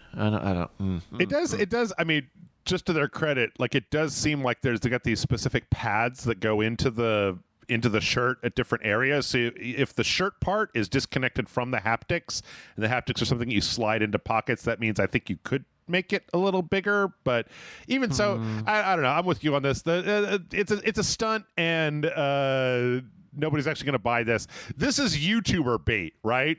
Like, yes, I played Assassin's Creed Mirage with the haptic thing. I'm going to tell you all about it. Let me, here's Linus Tech Tips' new video where they show you the haptic shirt from Ubisoft. They're only going to make 2,000 of them because they're going to send out all 2,000 of them to influencers and to reviewers. Like, it's all this is. Like, Bryce, come on, fuck off. I don't know. Do you think that can you combine the brand weight of marbles with the brand weight of RageSelect, and can we get these guys to send us a free $500 shirt that vibrates? I want the vibrating shirt, Bryce. I want it. Look, I can. If you give me $500, I'll make you a vibrating shirt. I'll make you a better vibrating shirt than these guys will. Now I'm trying to figure out how to get the shirt without the $500. That's what I'm trying to do. That's the big sticking point. I'll take the shirt if you send it to me. It also doesn't look good. Like, I'm sorry. Like, also, just like, this doesn't even look good. Look at the it looks dingy. Like, it looks dingy. It looks like it's pre-sweated in already. Pass. Big pass, OO. Is it what I'm wondering is then their mock-ups here, are these like moobs, these man boobs? Are these like sprayed painted on there because they know that you pasty nerds are out of shape and we're just gonna build the boob shadows into the shirt to make your flabby pecs look better? It's got areola shadows. Look at it. It'll show you, it'll put your little quarters on there. Anyway, yeah. Okay. This is stupid. It's a family show. This is stupid. All right. Let's see. I took out a few things, so my transitions may not be as good as they were before, but we had this story. This is really weird. Do you know Tiny Build, the indie publisher, right? Yeah, they publish a bunch of indie games. Mm-hmm. Like they did what is it? Like Hello Neighbor, but they've done a lot of stuff. Oh, sure. Yeah, Kill It With Fire and like the Bookwalker. Wow, they put a lot of stinkers out, huh? Tinykin, not for broadcast. Not for broadcast, sure. Yeah, the Happy's Humble Burger Farm and Desperate Potion Craft was good. There's a lot of stuff. Anyway, they are. Yeah. They kind of have a bad reputation when you look into it as a management company. Like that they're kind of unresponsive and they're kind of cutthroat about like their payouts to the stuff that they publish. But last week, their CEO, Alex Nichiporchik, I don't know if I'm saying that right, probably not, did a whole presentation where he talked about using AI to look at people's Slack messages and emails and internal messaging, and then using the AI to like find people that were suffering from burnout / were toxic individuals, and then like using these assessments to remove those people. Part of his slide, this is the actual slide that has feed, Slack, Google Transcribe, Zoom Transcribe, any task manager into ChatGPT. Bullet point 1, bullet point 2, obfuscate all naming through a simple Python script. Bullet point 3, welcome to Black Mirror. This week he came out to say like, no, we're not actually doing this. I just did this presentation as like an example of how you could use AI in this overall instance, but like this guy has also said a lot of other kind of weird stuff that makes you seem like, no, you're really actually doing this. Like that but you know that like the idea of evaluating somebody's personal character and like whether they're good to keep on a team by whether an AI says that they are burned out, regardless of like what the person says if you talk to them. There's also some stuff in here. I recommend everybody go look at this, talking about like time vampires. I think a lot of this came from him saying that like, and I'm a little torn because from a certain perspective, I do kind of know what he's talking about. Apparently this whole thing started when he started to notice that people who would refer to themselves in like meetings, he found that if you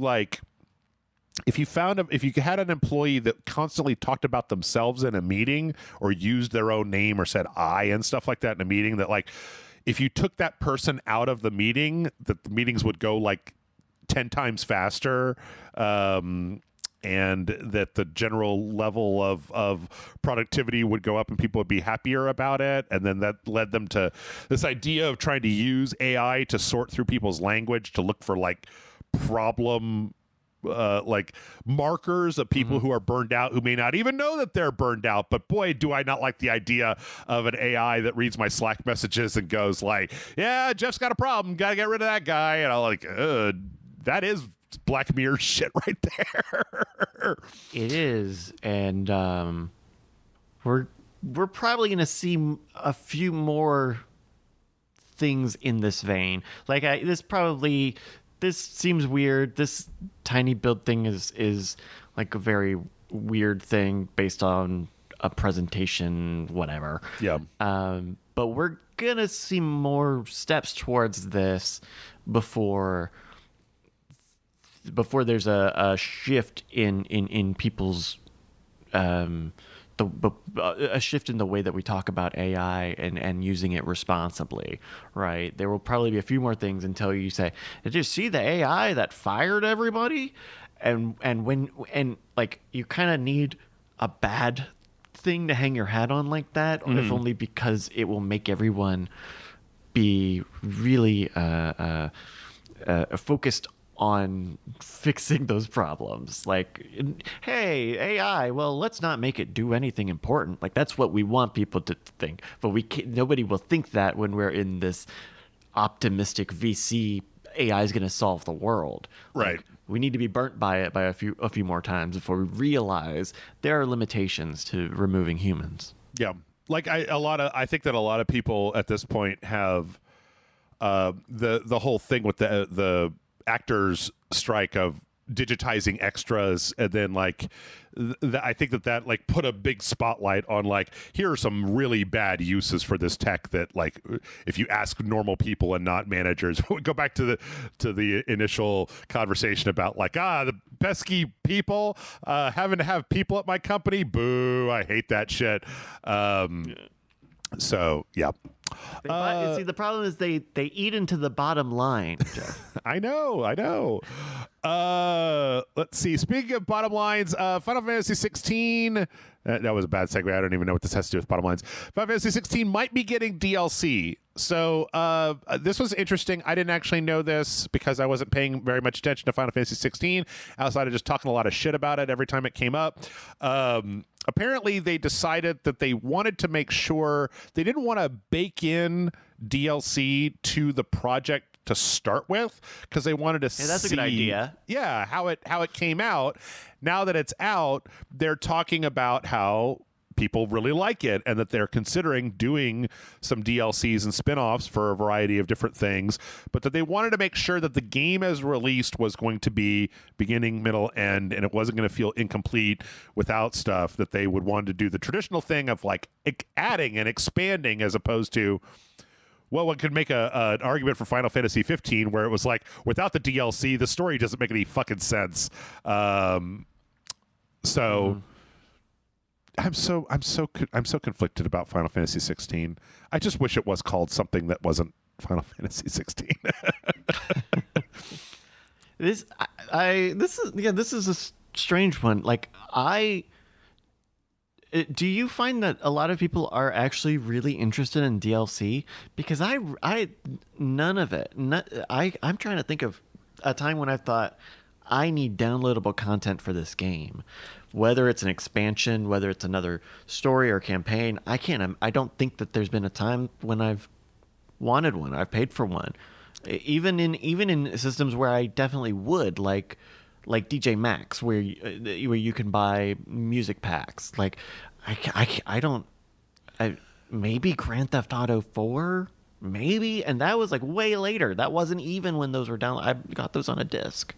I think it depends on. I mean, I think that you and I are somewhat similar in that our gaming habits are bouncing between a lot of different games, whereas like there were a lot of people that were mad because Final Fantasy 16 you couldn't play on the hardest difficulty level until you beat the game one time.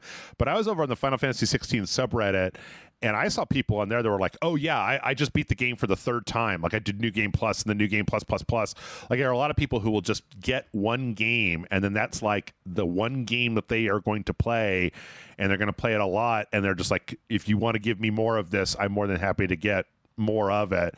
Like, probably the best argument that I can make is that all of the DLCs for all of the Souls games that have come out have all dramatically expanded in a lot of ways, like solidified those games into better games when they have the DLC content than when they didn't have the DLC content. Like, they'll expand on something that they couldn't put in the game originally, but then once you have that DLC, it's like, oh, that makes the story even better because I got to go see that thing that was referred to in an oblique fashion get fully fleshed out over here.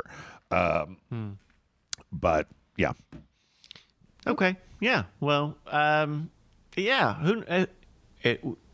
I'm interested to see. Like, I dig 16 so far, but I'm not done with it. Let's see. in other DLC news, The Last of Us Part 2 might be getting another full release. There was an interview with the composer, or with one of the with the game's composer on a Spanish YouTube channel, where this is one of those things that we get where actors and or like musicians just say some shit because they don't know that they're supposed to keep things secret, where basically he said that he recorded some new music for The Last of Us Part 2. He apparently he's in the game as like a guy playing a banjo, and he said that like he recorded some different songs so that you can walk up to his character in 2 and ask him to play different songs. He says, this is a quote, "In the new editions, you can make me play certain themes, and well, I can't tell you anything else." But it's like, well, what new editions of Last of Us 2 are you talking about? Because there aren't any right now. But the one place The Last of Us 2, well, Last of Us 2 isn't on PC. It is, right? Is it on PC? Or no? Is that the first one? The Last of Us Part 1, I think. Yes. Yeah. Yes. Okay, so it's not on PC, and there's not a native PS5 version of Last of Us 2. It was one of those things where the PS4 port was updated to take advantage of some PS5 features, but there wasn't like a full native PS5 version of Last of Us Part 2. Oh, fuck. Okay. It got a patch, but there isn't a dedicated only PS5 version of the game. So they could release a PS5 version with additional content to try to get people director's cut. Yeah, exactly. Which is fine. I mean, I'm not a Last of Us guy, but I know a lot of people who would be very excited if that was to occur. So this is okay. I don't know. I think it's weird what they're doing with The Last of Us and remaking the remake and remastering, and it's all very strange, and it makes me wish that we had much more more continuity of ownership of these games. Mm-hmm. Yep. Let's see. No, because you could buy. There are 3 different SKUs of The Last of Us Part 1 now, right? The PS3, PS4, and PS5, and PC. And the PC would be the new remastered version. Like that's a lot of cuts for one game across 3 generations like that. That's funky to me. Yeah, I don't necessarily. I'm not a fan of re-releasing stuff over and over again on every single console. I think it's kind of stupid, and that I wish that companies would spend more time making new stuff than just constantly. The number of times Skyrim has been put out on various platforms. It's like, I mean, I appreciate it, but like, and I guess it's like we were talking about with Final Fantasy. Some people, they just really, Last of Us 2. I think Last of Us 2 was like an emotional slog that I don't want to go through again. So I would never want to replay it. But some people are really into it. Some people love Last of Us Part 1. I played it like 3 times, and I'm like, I never want to play that game again. But, because I played it when it came out, and then we did a sequential, and then we looked at the remaster one. So yeah. And then before we get into trailers, we found out that there's going to be a new Stardew Valley update with a new festival and some secrets, question mark. Concerned Ape put out saying coming to Stardew Valley 1.6, new festival, new items, more dialogue, secrets, and question mark, question mark, question mark. I've never gotten into Stardew Valley. I'm amazed that, but it's got to be something special there because, boy, people really like Stardew Valley. It's kind of like Undertale, where I never really got into it, but the people that like this game seem to really, really, really fucking like it. So, and I think by working in multiplayer into that, that's what's given it this incredibly long tail. Mm-hmm. Like Annalisa, who I work with in some of these other shows, she's all like, every time I talk with her about games, she's like, yeah, I'm thinking of starting another Stardew Valley farm, like her 4th one or something. Like there's something addictive to it, because it is a good game. Like there's a lot of dopamine in there. Sure. Yeah. It's like Animal Crossing. It's just one of those things that's like, I go to games for stimulation, not relaxation.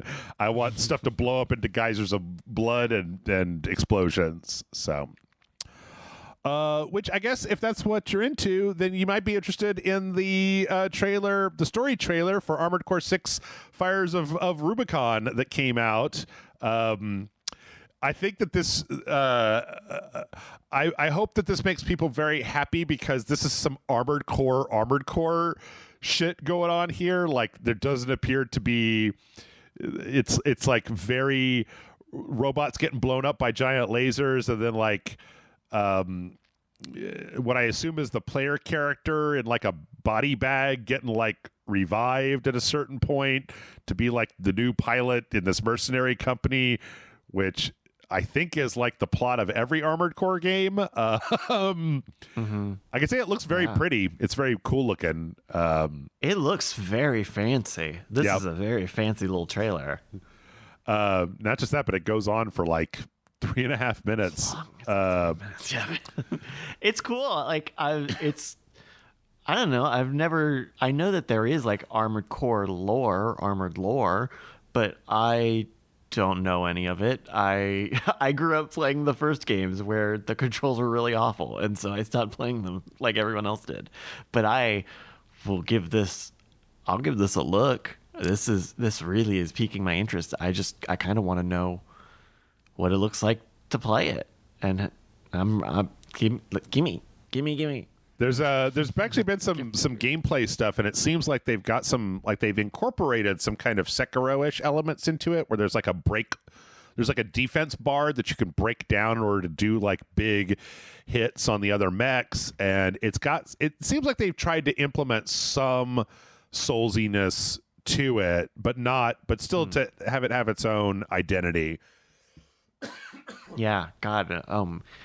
I hope it does stick to the way Armored Core, at least the way I remember Armored Core of being like the mission board game. You just pick a contract and you go out and you eventually do the story.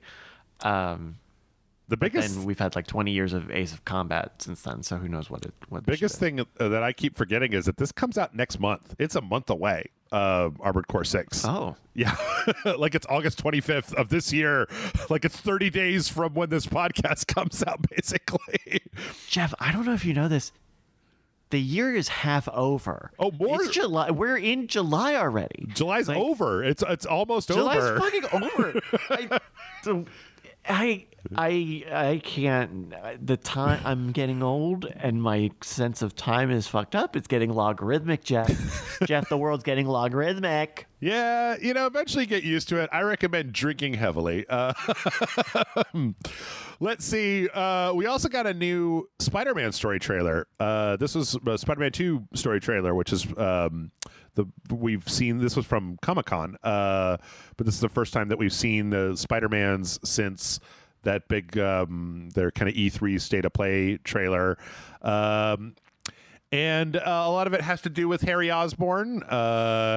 And then we see a little bit more. We see a little bit more of the Kraven company coming in. I find it hard to believe that Kraven the Hunter has an army of weird bearskin wearing Cybermen and like VTOLs and jet skis and like this whole army of Kraven robot dogs and stuff. I'm like, what?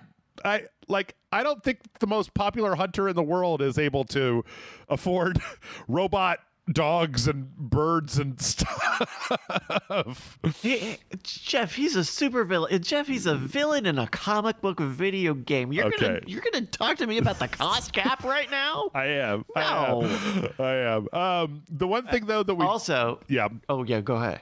I was gonna say the one thing that we see at the end that we haven't seen yet is we see more of actual Venom, like with his big venom mouth and all the teeth and the tongue and stuff. And I don't know if you watched this, but one of the big things that was the kind of news I think that this was at Comic-Con for was that Venom has a voice. The Venom symbiote has a voice, and that voice is Tony Todd, which great. That is great. That's 100% a great choice for that voice. Tony Todd is that a legacy voice for Venom? Candyman, he's an actor. He was Candyman. He's got a very like rumbly voice. He's played a lot of different characters over the years. He's a character actor with a very distinct voice. So, Oh, okay, cool. yeah, good Nice. stuff. Yeah. This Spider-Man. I don't like that they made Spider-Man pretty, and I don't like that when they remastered Spider-Man 1 that they made Spider-Man younger and pretty and not just like a schlubby guy. They made him look like Tom Holland a little bit. A little bit more like an actor, a little less like just a guy. Yeah, I like that he was just a guy. Yeah, me too. I'm old. I'm old. Get off my lawn. Give me the old Spider-Man. It's literally what I'm asking for, Jeff. I want the old Spider-Man back. Why are things different than they were when I was a kid? I don't like it.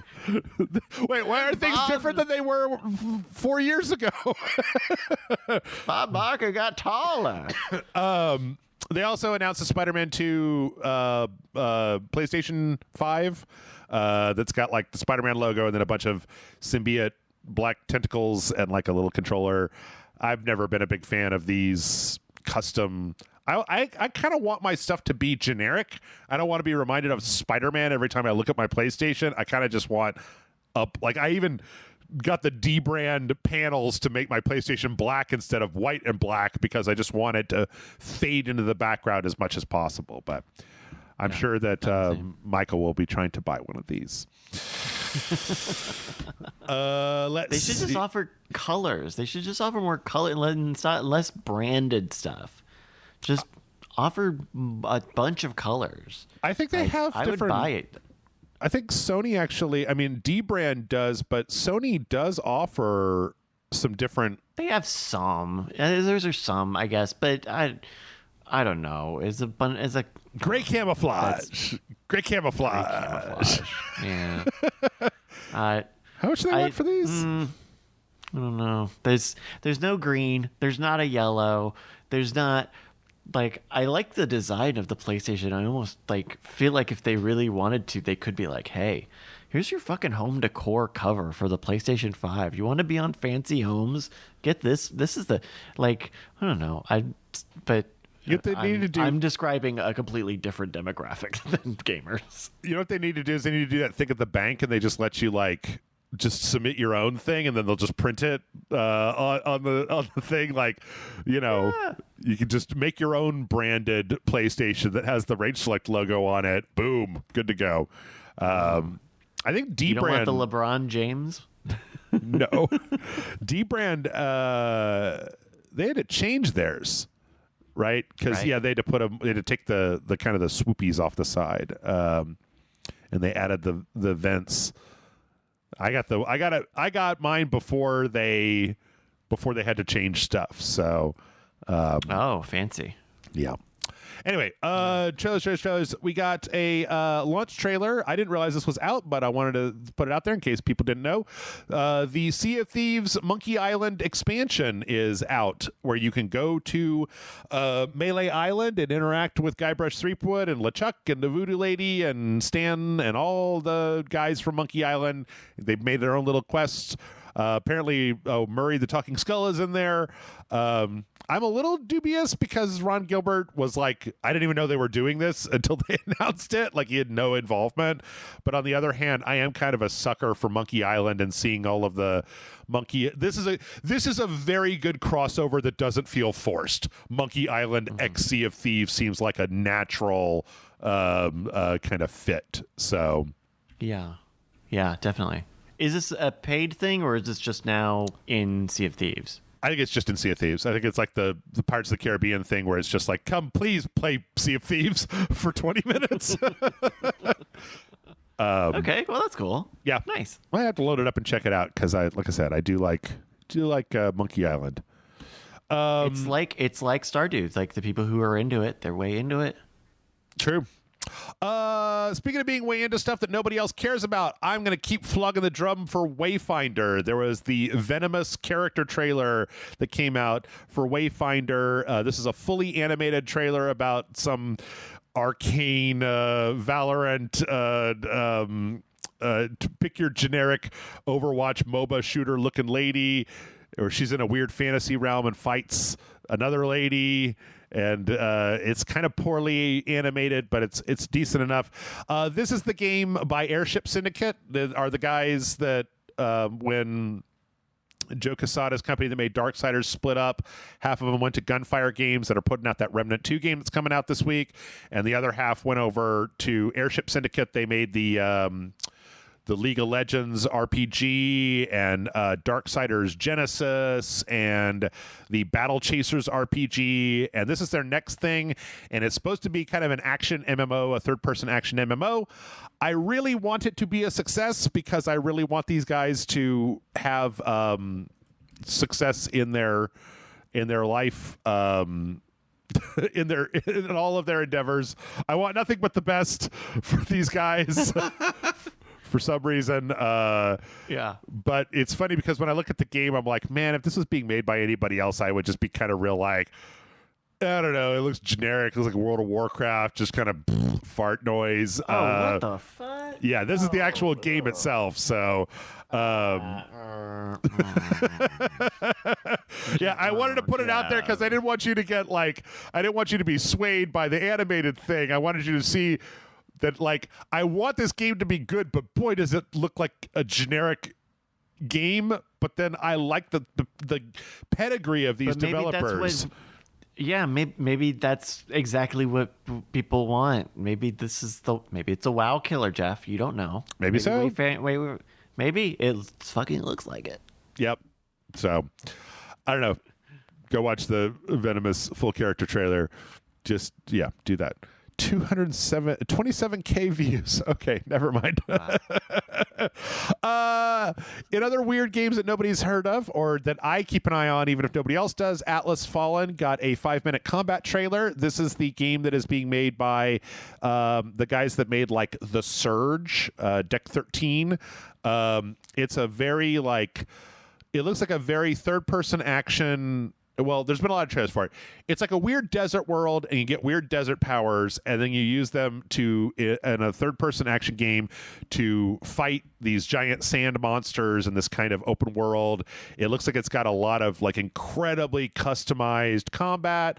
They show in here that there's like it's kind of an interesting mechanic where there's like an adrenaline meter that builds up the more that you attack stuff. It's this blue meter at the bottom that comes up when the UI is up, and that when it builds up, you can like cash it in to do different like special moves. But the more that meter is filled up, the more damage you'll take if you get hit. So it's a real like risk reward kind of thing.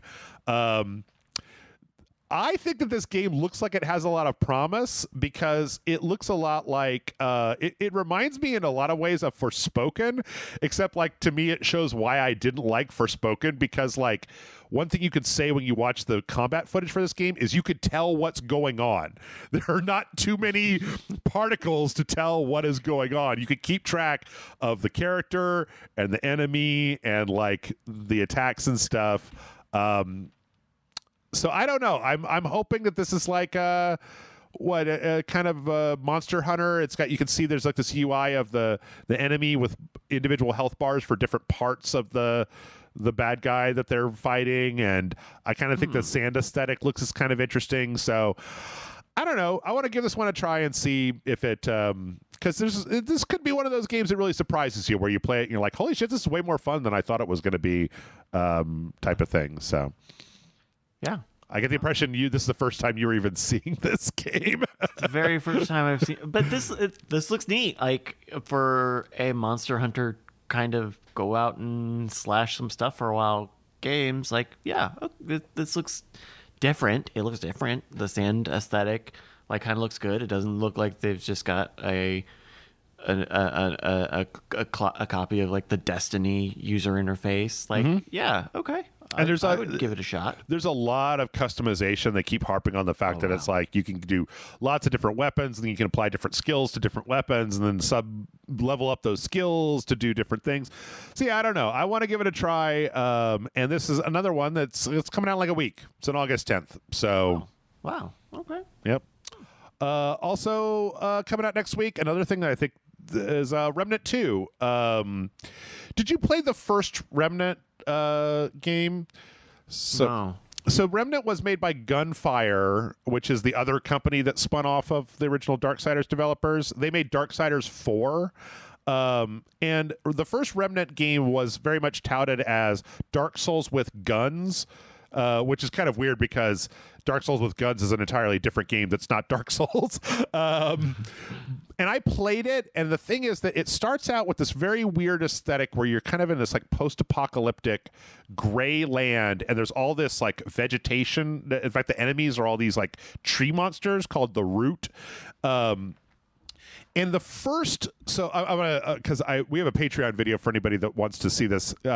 So I played the first one, and it was like, oh, this is kind of interesting. And then I got to the very first boss in the first game, and it kicked my ass so hard that I was like, fuck this game. I don't want to play this game.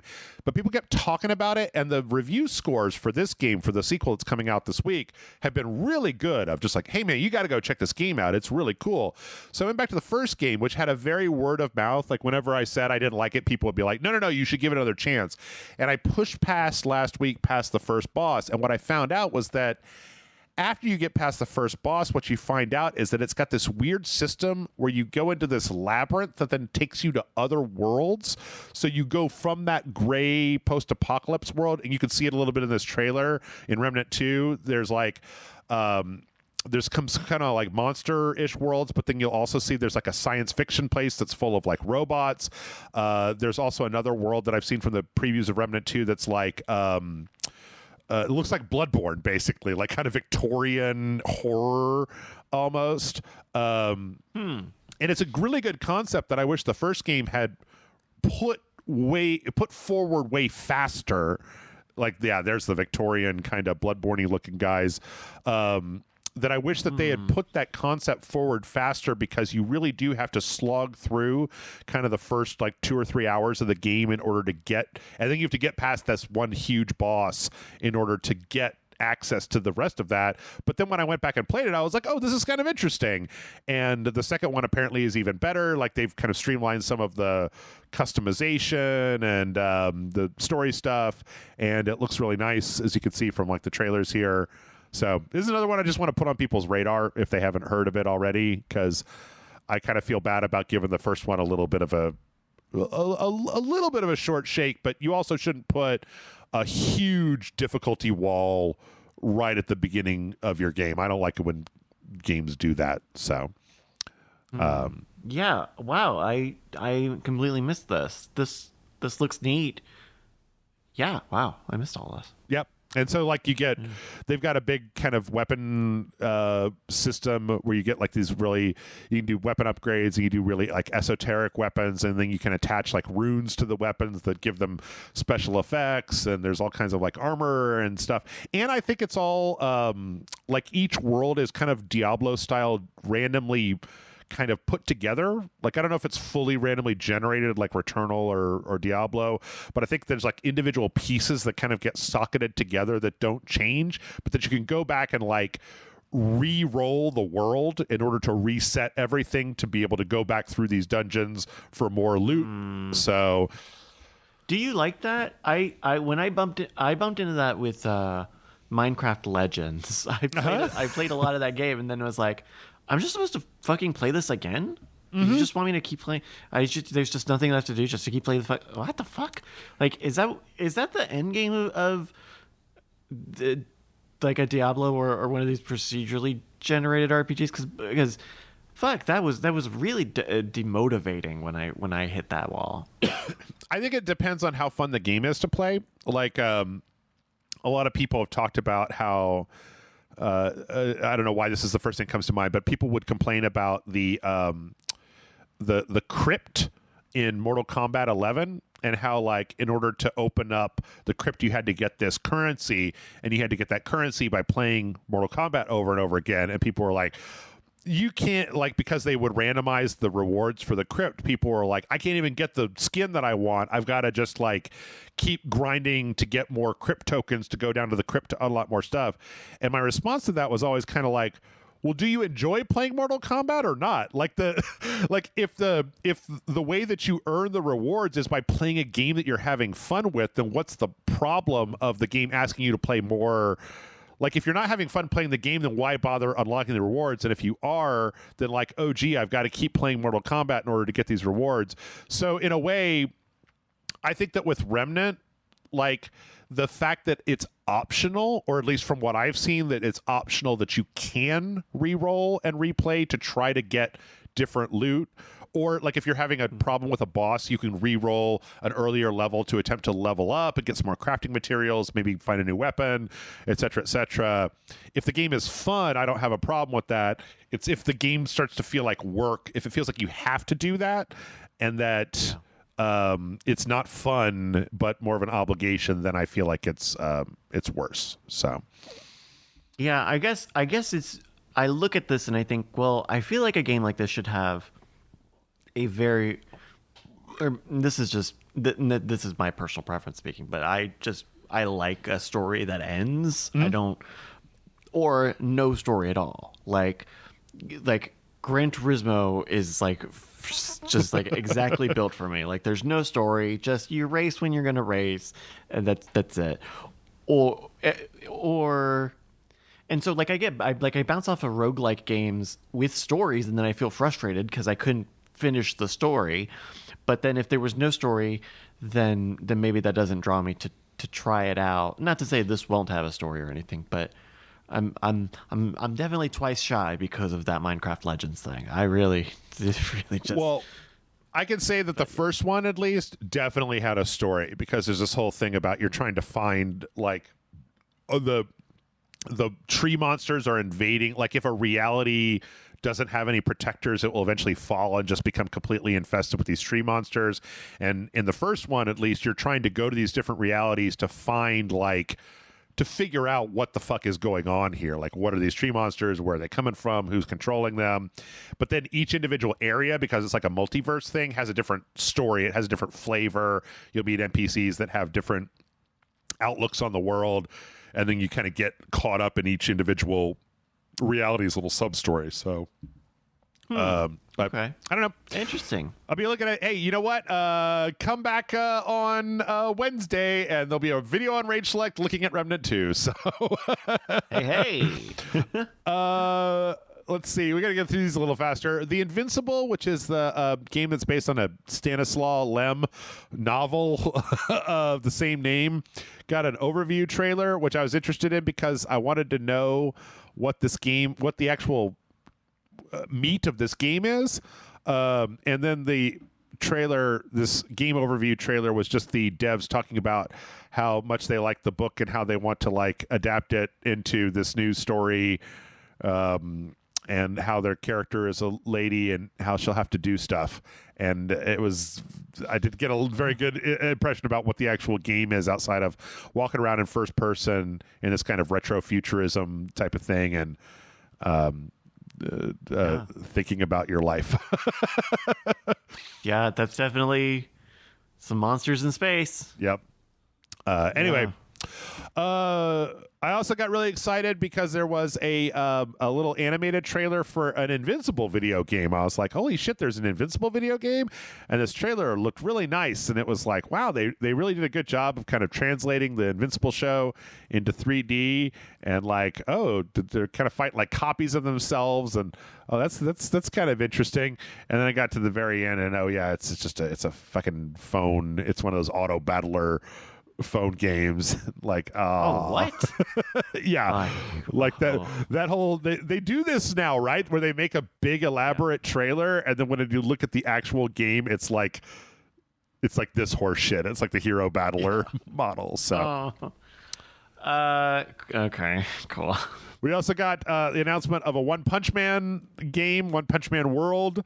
I am a big fan of One Punch Man. This is going to be coming to PC as well as phones. It looks like an arena battler. I don't think One Punch Man works as a video game, Bryce, because the whole thing is a joke anime where the guy beats every guy with one punch, and if they don't let you play as the titular One Punch Man, you're going to be like, why can't I play as the One Punch Man? And if you play as the One Punch Man, you just hit one button and everybody dies. So, like, I don't know that this one really works. They made a game a little while back that was terrible that I played and hated. This one looks like it might be slightly better. I don't know. I feel you would think with One Punch Man that they would just make a game where you're One Punch Man. Like, yeah, make a game where you're that guy and you're like, it's enough that you wrote a whole show about it. Like, come on, you will figure it out. We'll figure out a way to make, like, that's the best feeling in the world when you are like super overpowered. Yep. Like, there's a lot of potential there. Yeah, I guess that's a good point. I mean, we have dive kick, right? That's one hit match win. So yeah. I tell you what, I really wish that they would just take all the money that they spent on this and make the third fucking season of One Punch Man, or remake the second season. I don't care which one you do, but I would like more One Punch Man in my life, please. Air Twister is getting a release on the PS5. This is I wouldn't if you don't know what this is, I wouldn't be surprised.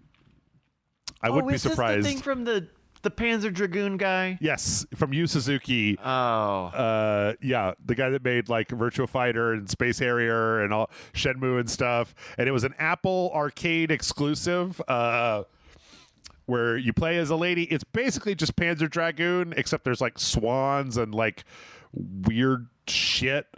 And yeah, what the it's in a 90s graphics card demo world. Yep. Like it's a lady on a goose. There's a Saturn in the background. They're flying over an ocean with floating rocks, and there's a castle on one of the rocks. Yep. And there are just mushrooms floating around. Like, yeah, what the like I need the devil to come out and sell me a fucking Nvidia card. It's very weird. It's coming out November 10th. It was, I guess, their exclusivity deal with Apple ended, and now you two can ride a swan and shoot monsters as this lady who you can put different dresses on. I don't understand this game very much, but also, I don't know if you know this, but half of the soundtrack is just like these songs that are not Queen songs, but sound exactly like Queen songs that never existed in the world.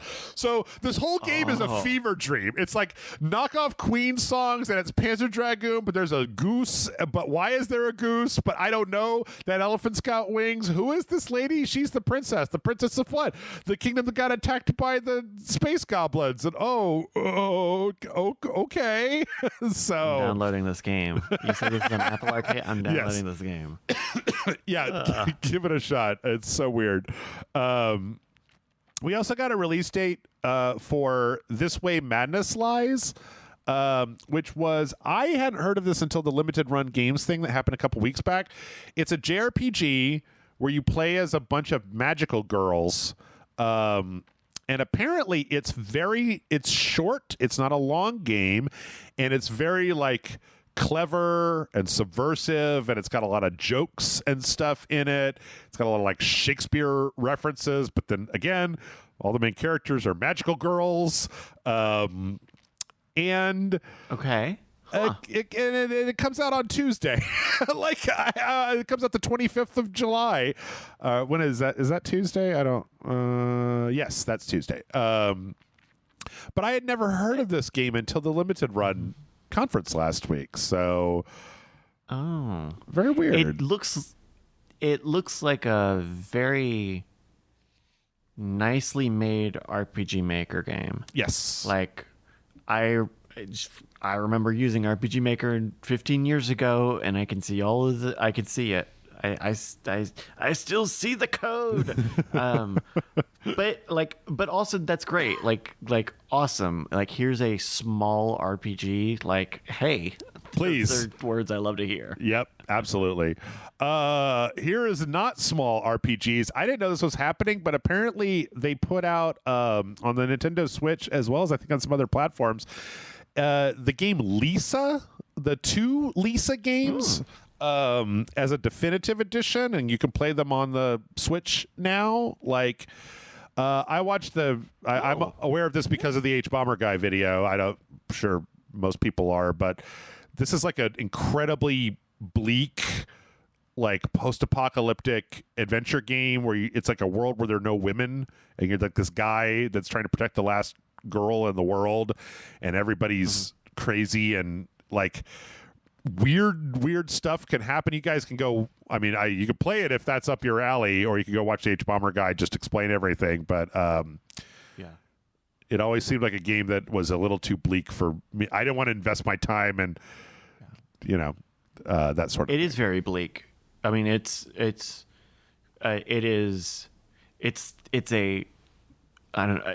It's a really interesting setting. The world where like all the women died off, and there are only men, and like here's all the weird, perverted, stupid shit that they did for a decade. Yeah. And there's the whole child story in the middle. Like that's cool. I'm glad that this is like getting ported. I'll say, having played some of the first Lisa, it's tough. It's also a tough game. I thought it was pretty difficult. Oh, it's also on all the other platforms as well. It's on the PlayStation, Xbox, and stuff. So yeah, nice. Let's see. We got the trailer for Kong, Skull Island: Rise of Kong, which my friend Matt, who's a big fan of this stuff, was like, "Oh, they're making a King Kong game," and then I was like, "Oh," and then I looked at the trailer and I was like, "Oh, okay, I don't want to play that." It's like young Kong, so he's small, so he's not like, I mean, he's bigger obviously than a regular ape, but like not, the Titanic King Kong that we've seen, and it appears to be a lot of punching dinosaurs in the face. The only thing I can say that's kind of interesting is that apparently there's some pre-order bonuses where you can get like filters that'll make it look like the old King Kong, like it'll take out frames and add the graininess to it, put it in like black and white or whatever. And there's also a 70s filter that'll color it kind of like it's a 70s movie. So that's a good idea. Yep. Okay. That's a good idea. Maybe movie games are back. Comic book movies are over. Movie games are back.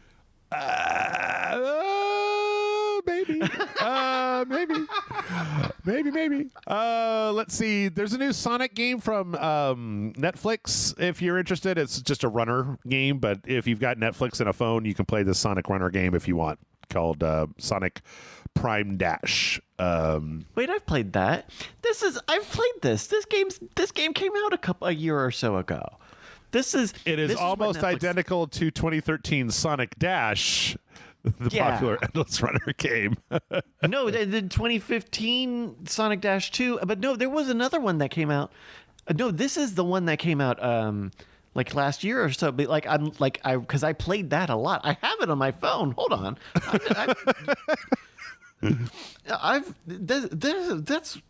Netflix is doing. Yes, I do. I've got it right here. Sonic Dash Plus. That's Sonic Dash Plus, which is an Apple Arcade remaster of this game. But this is, someone's going to get in trouble for this. Actually, like, keep an eye on this. Like, someone is going to get into some big shit for this, because the Apple Arcade Plus stuff and the Netflix gaming stuff, those contracts, they're only playing exclusivity games here. So if someone doesn't get in trouble here, then there's a very weird legal jujitsu going on. Okay. Let's see. Probably should have put this earlier. Due to a ratings board it appears that the Baton Kaitos 1 and 2 games that are getting remastered for the Switch are also going to be coming to the PC eventually.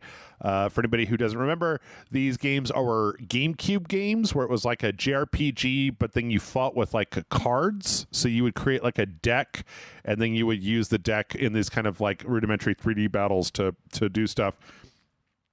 As with everything, apparently, like, there are some fans of this franchise that are just like, woo, they're bringing this back, even though I think I remember playing like the first one for 20 minutes and going like, nah, but every game's got its big audience. So it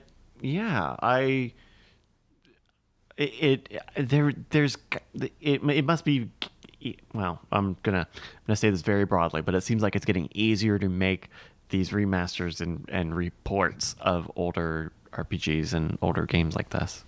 Yes. There was actually part of the limited run games talked about the third-party app that they were using for like to port like Super Nintendo and Nintendo and stuff like that, and how that emulator, but it's like it's not just, it's like a multi thing where you can like add new stuff to it, apparently has been expanded to get all the way up to like the PSX era, which is let companies like Limited Run do more quote unquote of like the fast and dirty re-releases of stuff, because you can just kind of plug it into this software and then like package it up for a release. Okay. Let's see. EA Sports FC 24 has a release date. So the first football game from EA Sports that is not FIFA is coming September 29th, right around the corner. It was an interesting thing. I was watching the live stream. They're using this new tech called what is it called? It's called Hypermotion V. And what Hypermotion V gets you is it can do more direct, like watching videos of players and interpolating their movements, and like it seems like they might have gotten a better, like they kind of up their fidelity a little bit on the way that the characters look in the game, as far as the way that they run and interact with each other. I don't know. I didn't play the last FIFA, so I can't be sure if it's that much of an upgrade, but it definitely looks to me better than a lot of the sports games. It looks more fluid, and there seems to be more kind of characters moving in interesting ways and kind of colliding with each other and stuff, better than previous soccer games. But I don't know. But I don't know. I feel like they carted this out with Madden a few years ago. Yeah. And they show you the trailer, and the trailer looks so nice, and then you play the game and it's like, oh yeah, here are the same 4 camera angles, and here's the canned animations look a little newer, or like I don't know. This is very like bullshot territory. Almost. I can see it. Yeah, I can see it, because the game, this FIFA, this is what the game looks like, where you're very zoomed out and you see all of the whole width of the pitch. Right. Like you don't get this fucking first person view in the. There's no mini game of aiming the ball and getting the right. Like no, it's nah. I don't know. We'll find out on the 29th. This was a fun one. I don't know how many people knew about this, but there's a game called Stray Gods that is a musical RPG, or a musical like visual novel that was set to come out, role-playing musical that was set to come out next week, or the week after next. And the trailer for it has it's like a full-on musical songs and stuff. It's kind of a retelling. It's like Greek gods, but in a modern thing in this kind of comic book style, and they're singing at each other. They delayed their game to August 10th because, or no, it was originally supposed to come out August 10th, and it has now been delayed. It's been delayed into August 10th. It was originally going to be the first week of August, which would have put them directly in the path of Baldur's Gate 3. And this is one of the first times where they literally came out and said, we did this to avoid overlapping with Baldur's Gate 3. Like they specifically say that they pushed this back in order to not be in the same week as Baldur's Gate 3. So, which is kind of fun. Yep. they're doing a little and they're getting a little extra polish. Mm-hmm. They're getting a little extra. Yep. Let's see. Gundam Evolution is shutting down in November. Boo. That's very boo. I liked Gundam Evolution quite a bit. This was the Overwatch Gundam game that, I mean, now let's be honest. I don't like that it's shutting down. I haven't been playing it since it originally came out. So, maybe it's on me. It's your fault. It's my fault. You heard it here first. Yep. It's Jeff's fault. And then let's finish up. Bryce, I don't know if you've seen the absolutely delightful. Do you know what these things are? This automaton? Yeah, hold on. I got one. Do you have one? Oh my goodness. He's fetching the automaton, ladies and gentlemen. So, oh geez, look at that. He's totally got those things are like $100, right? Like,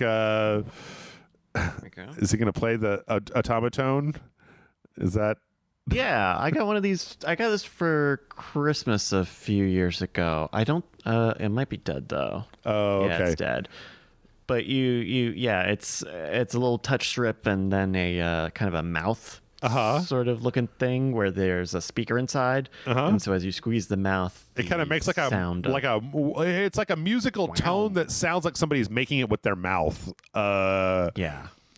So yeah, this week I don't know if this is a big thing that came up, but there was a guy doing "Bring Me to Life" by Evanescence with a little Kirby one, not just a Kirby one, but then also he had a Gudetama one for the male vocals, and then like I think it's like a Hello Kitty one that was for the harmonies.